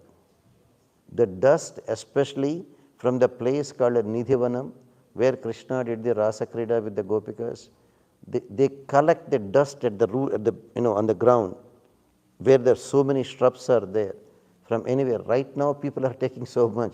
They even fence and get this much. That great are the Gopikas. That great is Vrindavan. So, the Uddhava, the great Uddhava came to Krishna. Uddhava asked Krishna, what's all happening? Krishna said, I want to end my incarnation. Very soon, even I myself will be leaving. Balarama will be leaving. Uddhava said, tell me, how can I realize you? Just don't worry. He gave entire Bhagavad Gita back to Uddhava again one more time. And even he added more. In regular Bhagavad Gita, he did not give the importance of Ekadashi. In Uddhava Gita, he said, of all the days, Ekadashi is so dear to me. Harivasaram. If they are my devotees, let them fast meticulously on Ekadashi and distribute prasadam to everyone on Dwadashi and take the leftovers of Bhagavata prasadam to break their fast. In Bhagavad Gita, Krishna did not say the greatness of Hanuman. To Uddhava, he said, Hanuman is also a great devotee to me. Next to qualifies to be the highest level of devotee, next to Garuda. So that is how Krishna gave. And still Uddhava was saying, how can I live without you? Just don't worry. There is another sacred place, Badrinath, where Bhagavan himself appeared once as the twin children of Yamadharmaraja, Nara and Narayana Rishis. And Narayana Rishi did tapasya there. Go to Badarikashramam, spend your time peacefully meditating on me, and finally you will come to me. I want you to be there to sanctify the place, Badarikashramam, which was there once upon a time where Narayana Rishi did the tapasya. So he gave all instructions. And when the time came, 125 years on the planet Earth came, just a few minutes before, Balarama just offered his prostrations to Krishna. And he told Krishna, Krishna, see you soon in Vaikuntam. That's all. Balarama walked a few feet. That's it. Got his original form as Adisesha, and with one push, he went back to Vaikuntam. Krishna was there. Krishna has a promise. If Mahatmas say something, even though I can say right off, but I won't do that. I want to honor their words. Gandhari, even though she is bad, she is a pativrata. She said my dynasty should end up. I made sure it ended up. Now, that Durvasa said, your entire dynasty will be wiped out. Let his word come true.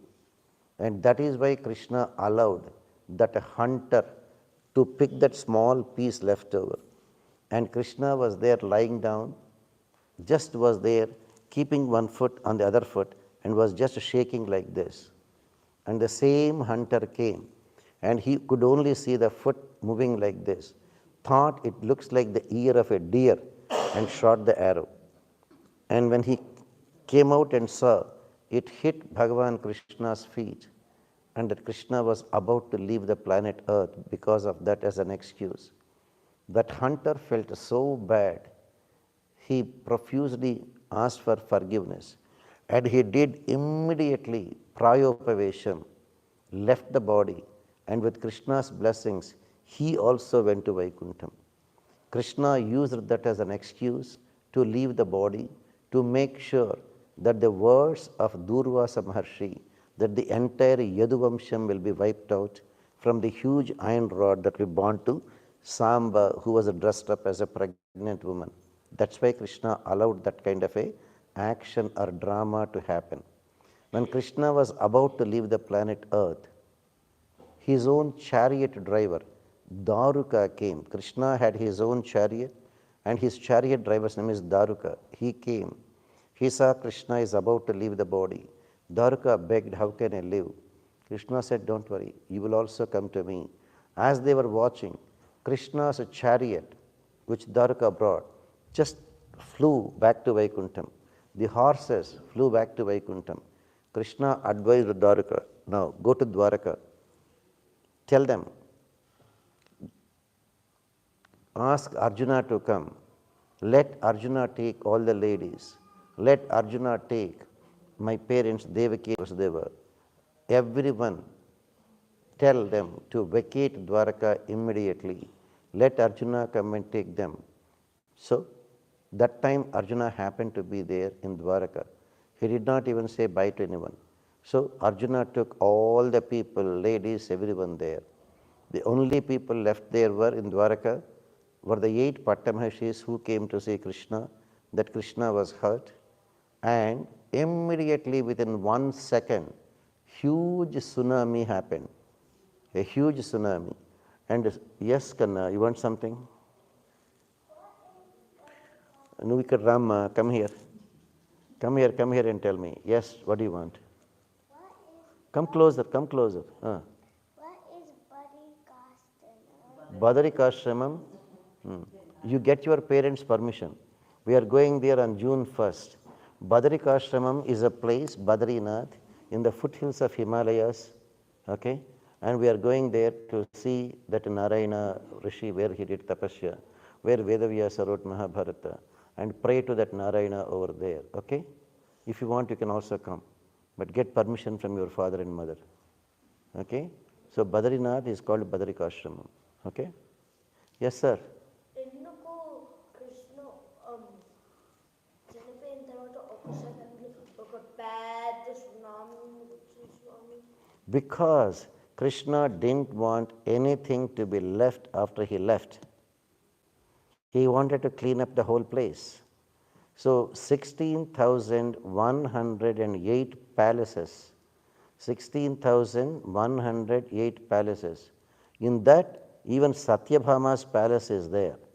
That Satyabhama, what did I say yesterday? Her father Satrajit, he had a beautiful diamond. What is the name of the diamond? Shamantakamani. And that gives every day, you know how much? 1,792 kilograms of gold every day. So the whole palace of Satyabhama is full of gold, gold, gold everywhere. Including that palace was swept into the ocean. Including the Shamantakamani, somewhere it is there in the ocean. Okay? Yes, Amma. చాలా మంది చెప్పడం ఏంటంటే శమంతకమని ఎక్కడి నుంచి వచ్చిందో అక్కడికి వెళ్ళింది. ఎలా అయితే పారిజాతం ఎక్కడి నుంచి వచ్చిందో అక్కడికే వెళ్ళిపోయింది కృష్ణుడు. The question is, we have not, there are, again I am telling you, Ma, there are so many people who say so many things, but Vedavyasa did not say that. So let's not worry about that.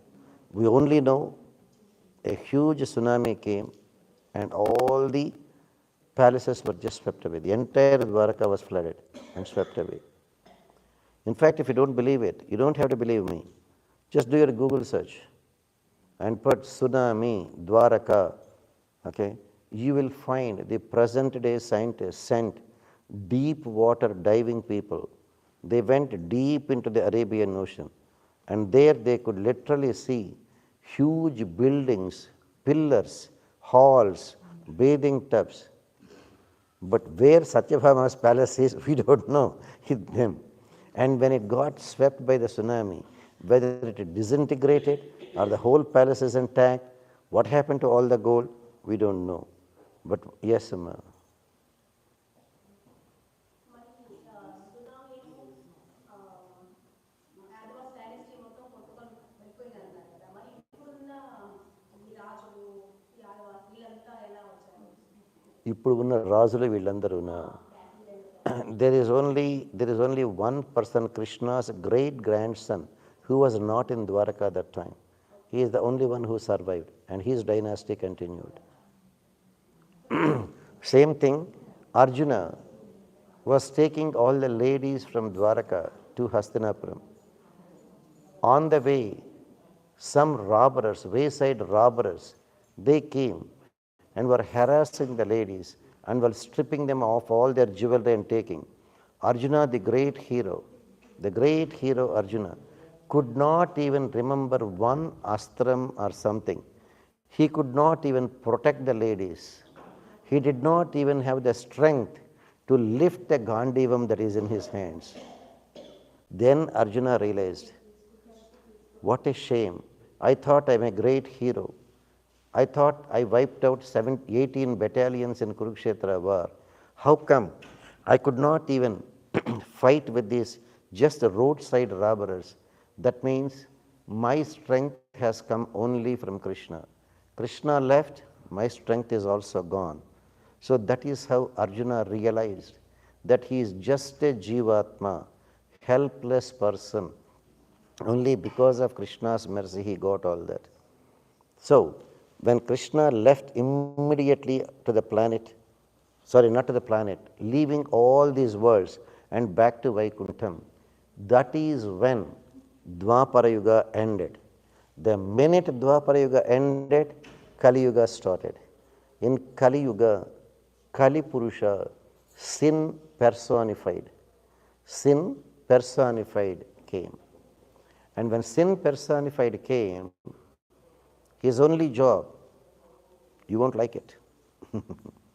Wherever there is animals are killed for their eating, sin entered there. Animal slaughter is prohibited in Kali Yuga. Wherever there are people addicted to alcohol and drinking, that is where sin personified is there. Wherever there are gambling houses going on, that is where sin personified is there. Where there is no institution of marriage, where there are extramarital affairs, live-in relationships, where there is illicit relationships between men and women are there, that is where sin personified is living.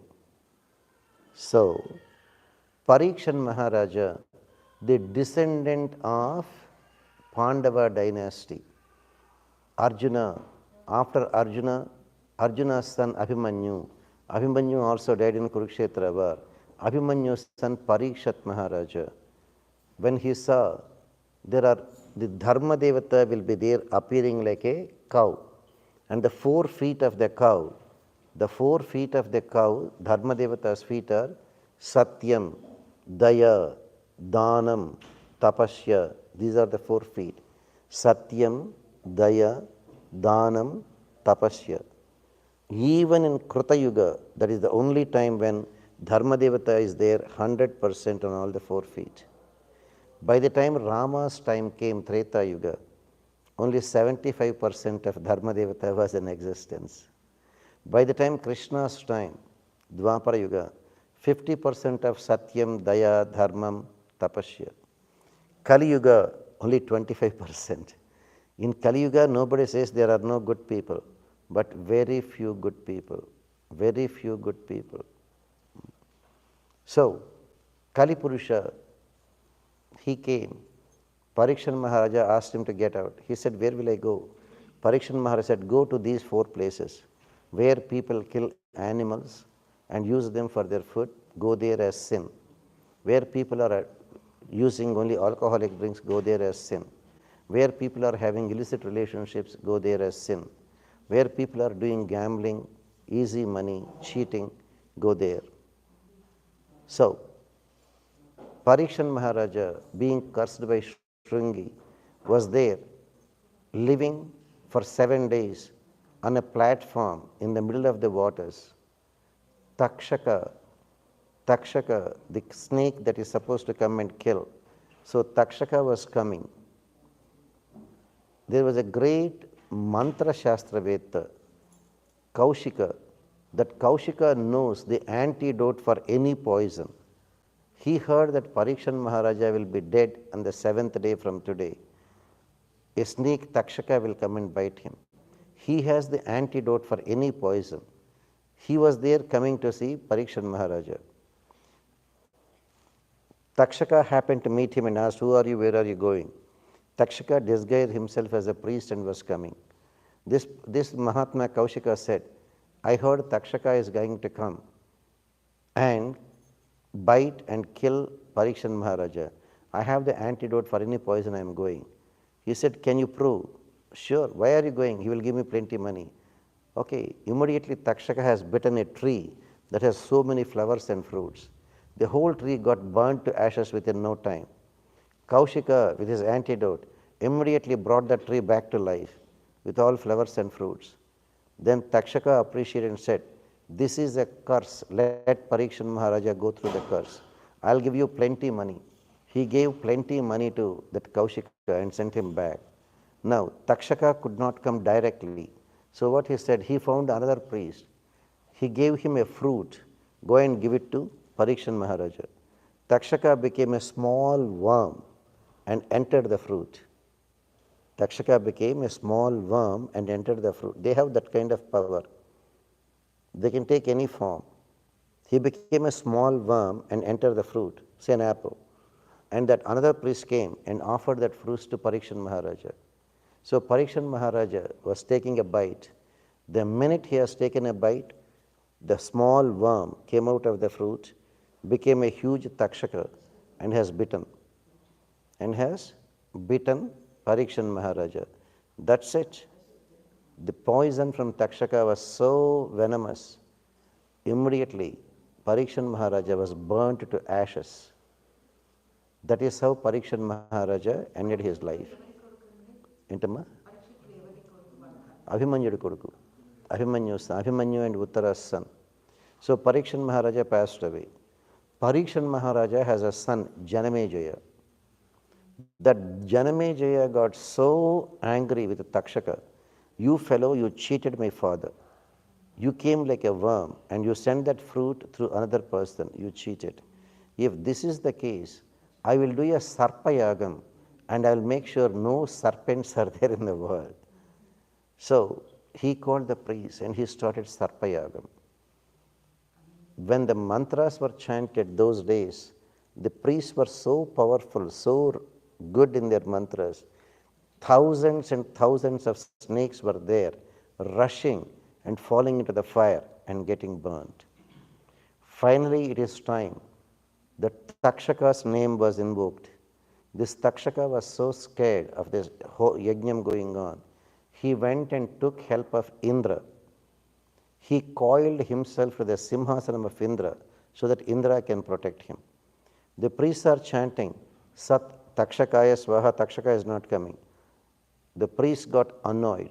If this fellow is rescued or is protected by Indra, he said, Sendraya Satakshakaya, may that Indra also, may that Indra also, who is giving protection to a criminal, may that Indra also along with Takshaka come and fall into the fire.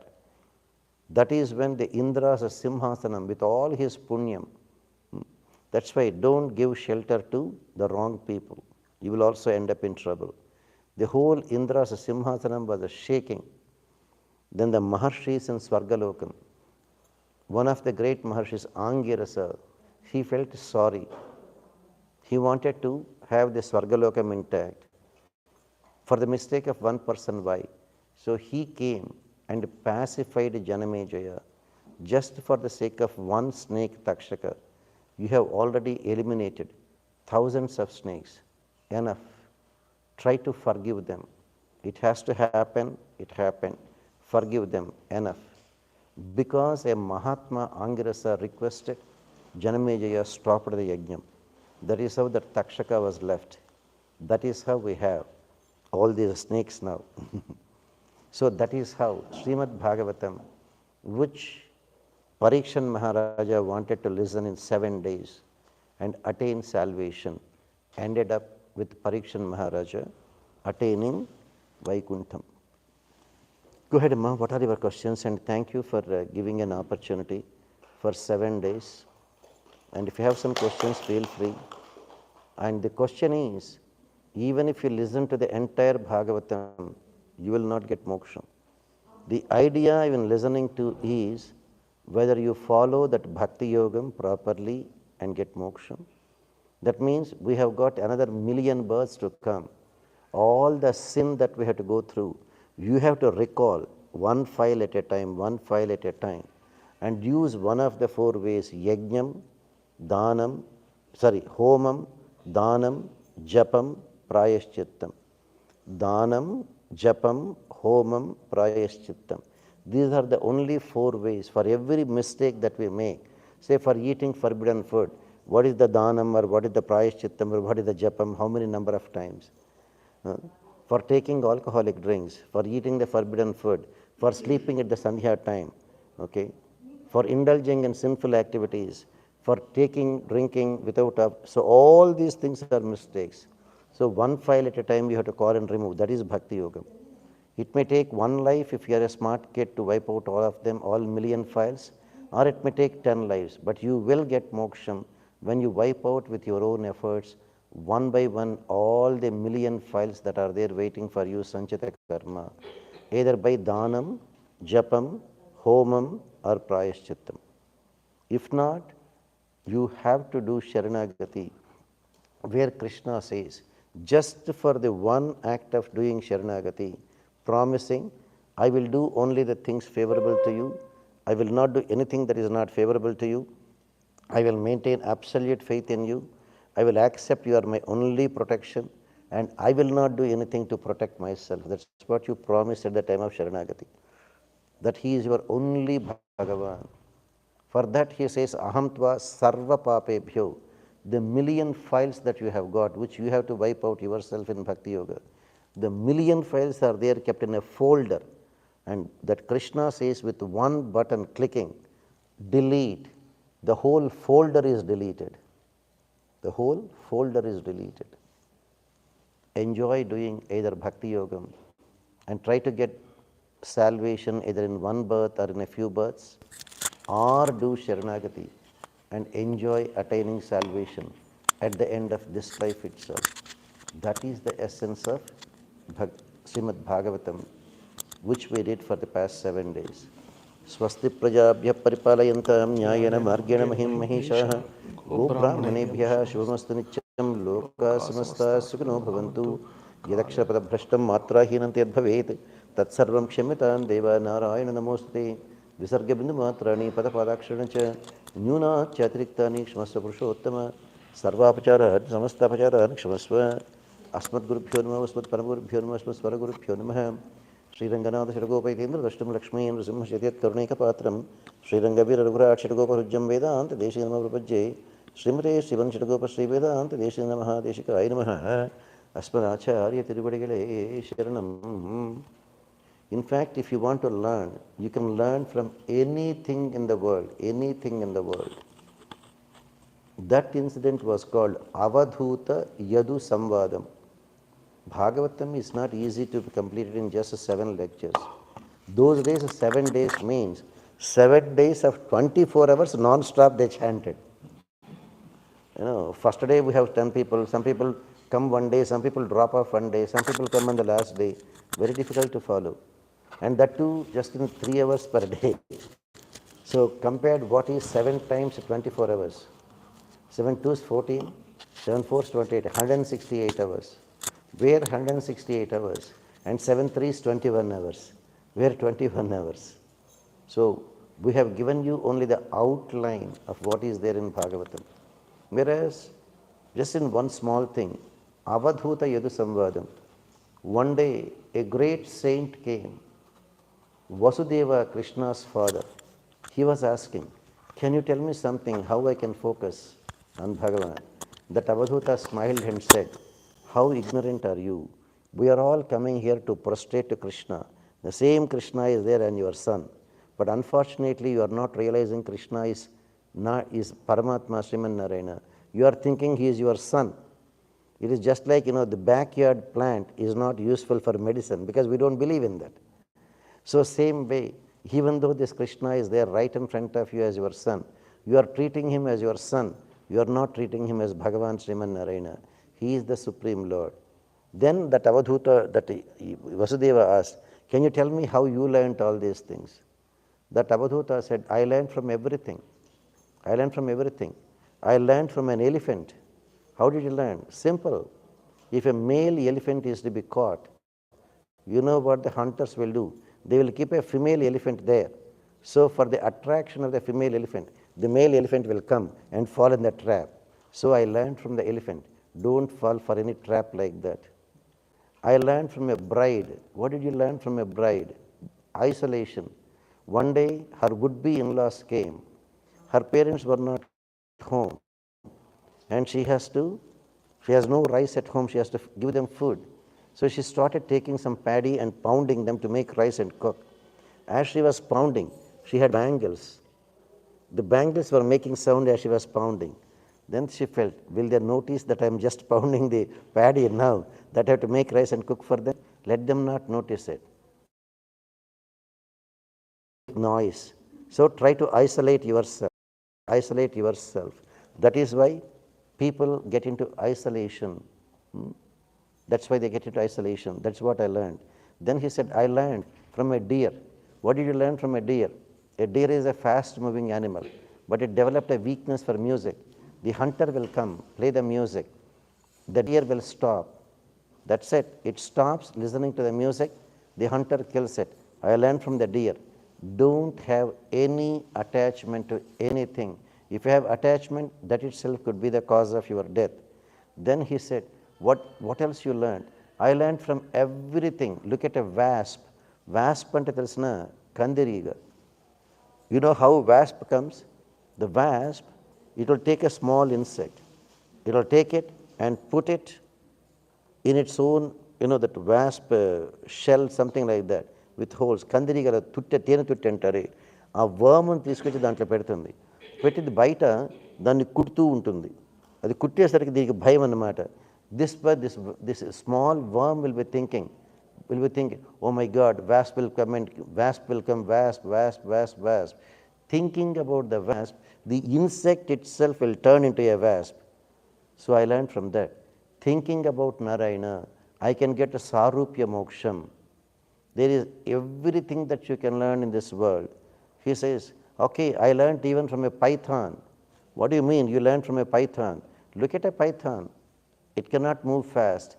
It is there at one place. One day, some creature will come in front of it, some squirrel, some mouse, some cat or something. If it comes right in front of it, it will grab it and eat. If it is not coming, it will just stay like that. I learned from a python, Don't strain so much to get some food. If you are destined to get that food, God will somehow send that food. So I learned from a python not even to worry about how to make a livelihood. So like that, Avadhuta says, if you want to learn, you can learn from everyone in the world, everyone in the world. Enjoy becoming a pure devotee of Krishna, worshipping the Supreme Lord, Srimad Narayana, enjoy moksha, or keep on taking birth after birth after birth after birth, repeated and endless cycles of birth and death, and go through the same Garbha Narakam, becoming a fetus in the womb of a mother. The fetus urinates. మీకు బిడ్డలున్నారా అమ్మా? బిడ్డలున్నారా మీకు? మీరు గర్భవతిగా ఉన్నప్పుడు మీకు ఆ పొట్టలో గర్భసంచి అంటారు. అందులో మీరు ఉమ్మ నీళ్ళు అంటుంటారు, అమ్నోయిటిక్ ఫ్లూయిడ్స్ అంటారు. అందులో ఆ బిడ్డకు, ఆ ఫీటస్కి యూరిన్ వస్తూనే ఉంటుంది, అందులో కలుస్తూనే ఉంటుంది. అవన్నీ మన నోట్లోకి 24 గంటలు పోతూనే ఉంటాయి. అందుకనే దాన్ని గర్భ నరకం అన్నారు. అందరూ తల్లి కడుపున మళ్ళీ పుట్టాము అంటే గర్భ నరకంలో పడి మనం పోసుకున్న యూరిన్ ఆ ఫ్లూయిడ్స్లో కలిసి మనమే తాగుతూ ఉండాలి 9 నెలల పాటు. యాజ్ ఇఫ్ అది సరిపోదని తల్లి కడుపులో ఆ గర్భసంచికి ఒకవైపున బ్లాడర్, ఒకవైపున రెక్టమ్. బ్లాడర్, రెక్టంలో ఏముంటాయో తెలుసు కదండి. మీరు మీ డాక్టర్ని అడగండి, అందరూ డాక్టర్లు ఇదే చెప్తారు. తల్లి గర్భంలో ఫీటస్ ఉన్నప్పుడు తను పోసుకున్న యూరిన్ ఆ ఫ్లూయిడ్స్లో కలిసి మనమే తాగుతూ ఉండాలి. పక్కనే బ్లాడర్, రెక్టమ్. అందుకే దాన్ని గర్భ నరకం అన్నారు. మళ్ళీ గర్భ నరకంలో పడతారా? మోక్షానికి పోయి మళ్ళీ ఈ గర్భ నరకంలో, పైగా మనం మనిషి తల్లి కడుపున పుడితే మనిషి తల్లి గర్భంలో, కుక్క పిల్లకు కుక్క కూడా తల్లే, పంది పిల్లకు పంది కూడా తల్లే. ఏ తల్లి గర్భంలో పడతామో తెలియదు. మన కర్మ అటువంటిది. ఇందాక చెప్పాను కదా, 100 అశ్వమేధ యాగాలు చేసిన ఇంద్రుడు అంతటి వాడు మళ్ళీ పామై పుట్టాడు. కుబేరుడి కొడుకులు చెట్లై పుట్టారు. దేవలోకంలో 330 మిలియన్లో టాప్ 33లో ఉండేటువంటి 38 మంది వసువులు మళ్ళీ మానవ జన్మెత్తారు తల్లి కడుపున. ఏంటమ్మా?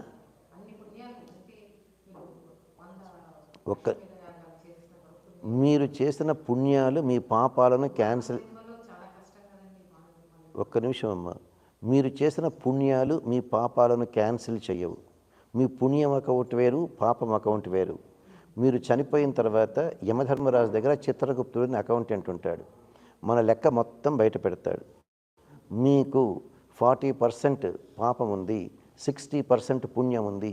మీరు అక్కడ బేరం పెట్టడానికి కుదరదు. నాకు 60% పుణ్యం ఉంది, 40% కదా పాపం.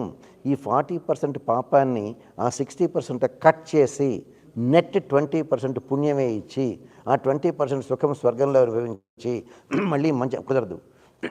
40% పాపానికి నరకంలో శిక్ష అనుభవించు, 60% పుణ్యానికి స్వర్గంలో సుఖం అనుభవించు. కొన్ని కర్మలు నరకంలో అనుభవిస్తారు, కొన్ని కర్మలు స్వర్గంలో అనుభవిస్తారు. కొన్ని కర్మలు మళ్ళీ జన్మ ఎత్తి అనుభవించాలి. కొన్ని కర్మలు కుక్క, పిల్లి, గాడిద, పక్షులు, పాములు, చెట్లు, మనుషులు అనుభవించాలి. సో కొన్ని కర్మలకు వస్తారు. సో మనం మీరు టెంపుల్కి వెళ్తారు, డబ్బు వేస్తారు, పేద పిల్లలకు అన్నం పెడతారు, పేద పిల్లలకు స్కూల్ కట్టిస్తారు, హాస్పిటల్ కట్టిస్తారు. వీటి వల్ల మీకు పుణ్యం వస్తుంది, మోక్షం రాదు. వీటి వల్ల, ఈ పుణ్యకర్మల వల్ల మీకు స్వర్గమే వస్తుంది కానీ మోక్షం రాదు. ఆ స్వర్గలోకంలో ఎంతవరకు ఉంటారు? మీ పుణ్యం ఉన్నంతవరకు.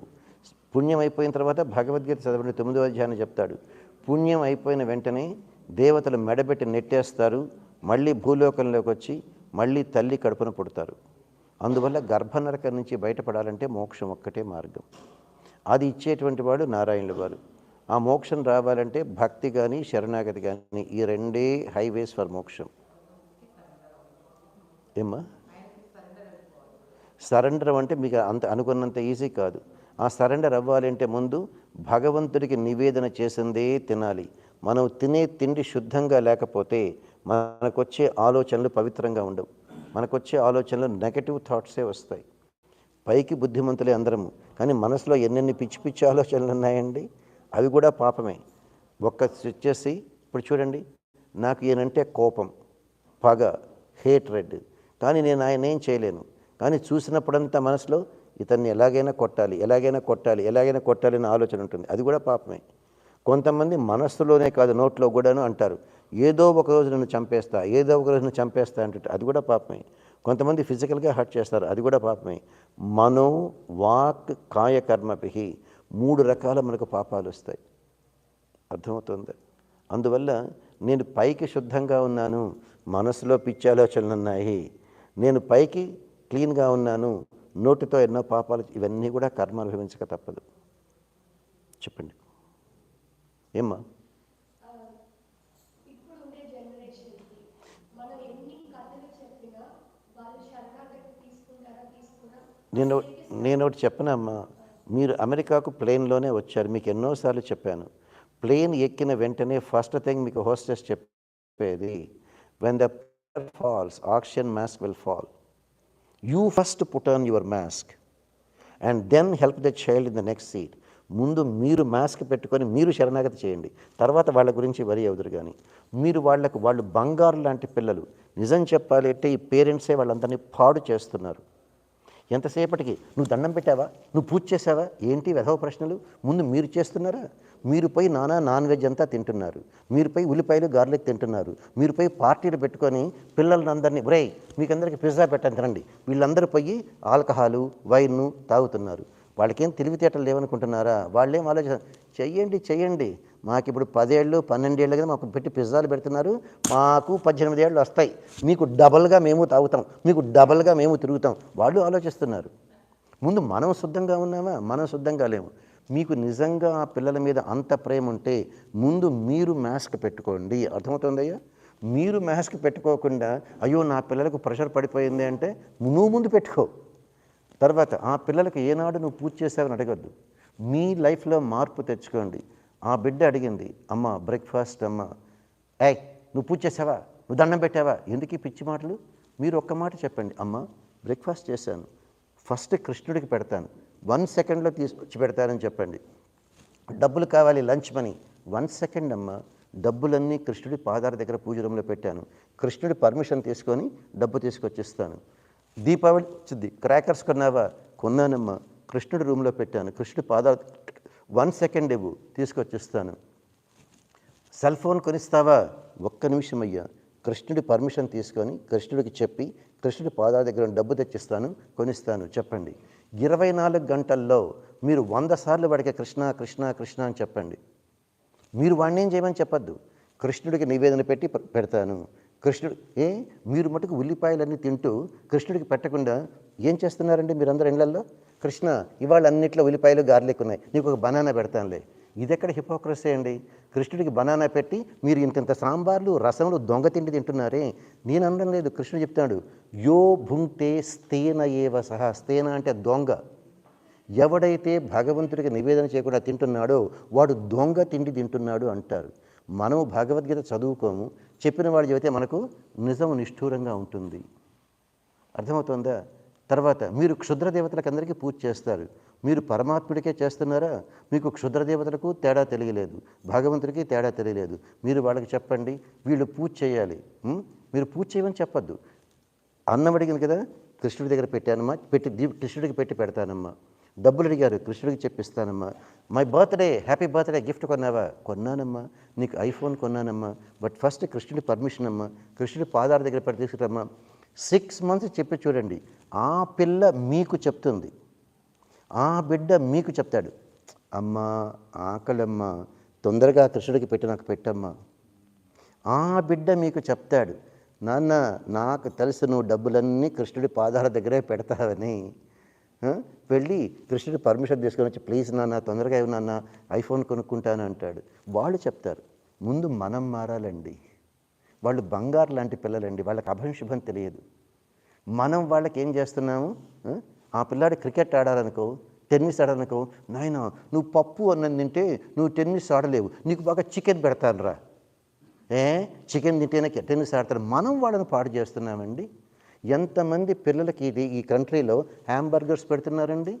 మరి ఒక పక్కనేమో గోమాత గోమాత అంటారు, గోహత్య మహాపాతకం అంటారు. ఎంతమంది మీరు తెలియదండి మీకు? ఎంతమంది ఇండియన్స్ వాళ్ళ పిల్లలకి హ్యాంబర్గర్స్ పెడుతున్నారండి? అంటే ముందు మనం మారాలి.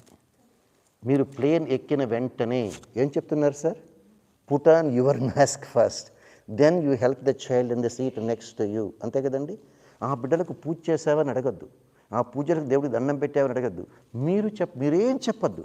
అమ్మ ఒక్క సెకండ్ అమ్మ కృష్ణుడికి నివేదన పెట్టి పెడతానమ్మా. ఏమ్మా దీపావళి వచ్చింది, నా ఫేవరెట్ మైసూర్ పాక్ చేసావా? తప్పకుండా చేశానమ్మా. ఏదో కృష్ణుడికి ఆఫర్ చేసి ఒక్క నిమిషంలో పెడతానమ్మా.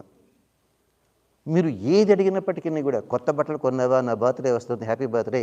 ఎస్ అమ్మా, తప్పకుండా కొన్నానమ్మా, కృష్ణుడి పాదాల దగ్గర పెట్టాను, తీసుకొచ్చిస్తాను. నా బర్త్డేకు కేక్ తెచ్చావా, నా ఫ్రెండ్స్ని పార్టీకి పిలిచావా? తెచ్చానమ్మా.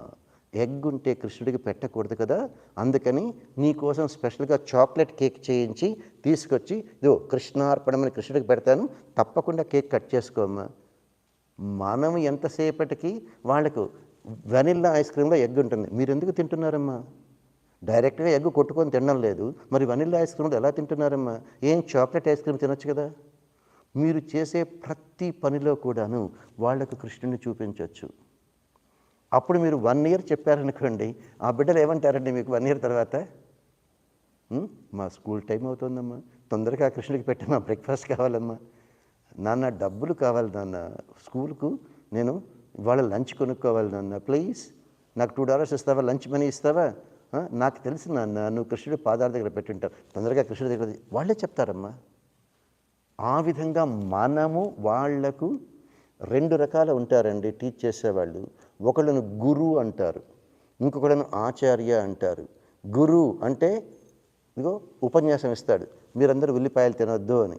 ఇంటికెళ్ళి కూర్చుంటాడు, నైట్ డిన్నర్ వడ్డించిన భార్య ఒక పీకేట, ఎందుకండి కొట్టారనింది. ఈ ముష్టి పులుసులో ఉల్లిపాయలే లేదు, గార్లిక్ ఎలా తింటానుకో టేస్టే లేదన్నాడు.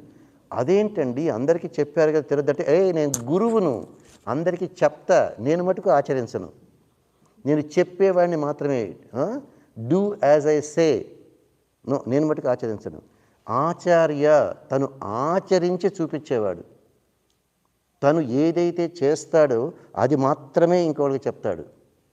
2 రకాలు ఉంటారు, గురువులు వేరు, ఆచార్య వేరు. అర్థమవుతుందండి? సో ఇట్ ఆల్ డిపెండ్స్ అమ్మ. అందువల్ల ఆ బిడ్డలు ఫస్ట్ ఈ జనరేషన్, నిజంగా చెప్పాలంటే ఈ జనరేషన్ పిల్లలు మన జనరేషన్ కన్నా చాలా గొప్పవాళ్ళు. మనకు ఏమనుకోవద్దండి. ఈ అమ్మాయి వాళ్ళ బామ్మ దగ్గరికి వెళ్ళి, బామ్మ మసాలా దోశ అని అడిగింది. వాళ్ళ బామ్మ ఏం చెప్పిందమ్మా? కరెక్ట్గా చెప్పిందా? తింటే పాపం తినొద్దని చెప్పిందా? తింటే దొంగ తిండి తినొద్దు అని చెప్పిందా? కృష్ణుడికి తింటే పాపం నరకానికి పోతావా చెప్పిందా? చెప్పలే, కన్వీనియంట్గా చెప్పింది.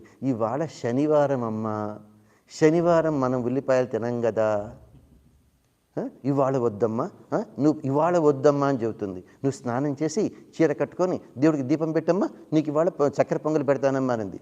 20 ఏళ్ల పాటు వాళ్ళ బామ్మ దగ్గర ఇవాళ శనివారం మనం తినకూడదు కదమ్మా, ఇవాళ శనివారం తినకూడదు. ఈమె కొత్త వేదాంతం మొదలుపెట్టింది. మండే టు ఫ్రైడే నా ఇష్టం వచ్చినట్టు తినొచ్చు, ఒక్క శనివారం మటుకు వచ్చిందంటే శుద్ధంగా ఉంటే సరిపోతుంది. ఎవడు చెప్పాడమ్మా శనివారం ఒక్కరోజే భగవంతుడు బతుకున్నాడని? ఇదెక్కడ వేదాంత? చాలామంది అదే కదండి చేస్తారు.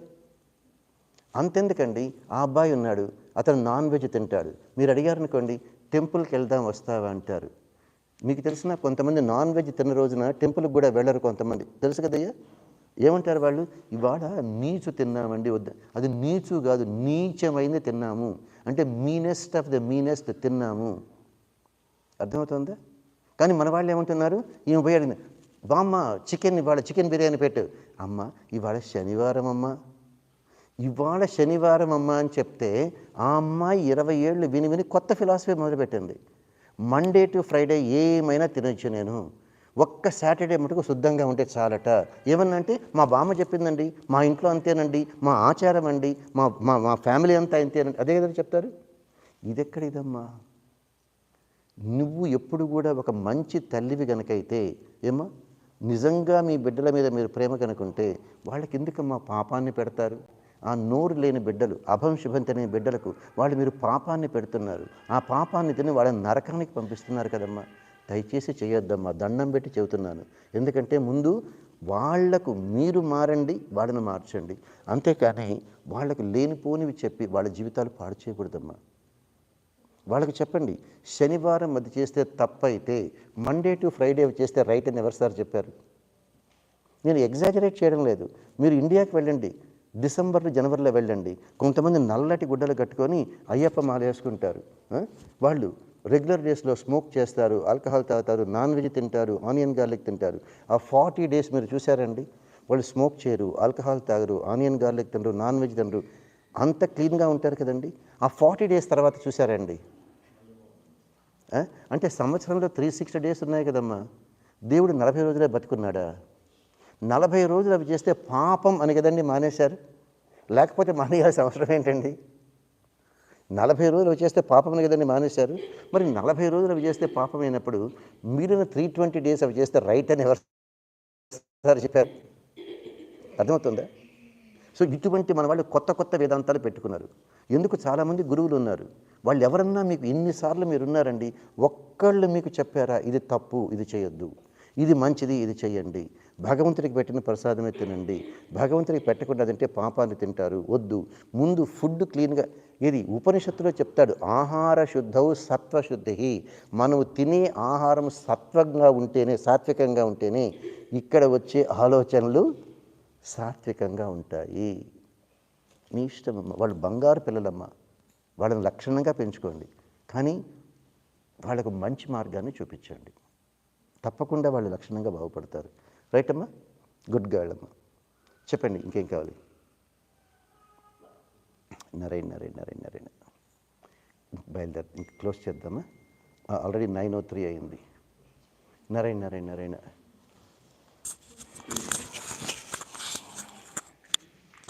సర్వం శ్రీకృష్ణ అర్పణమస్తు. నారాయణ.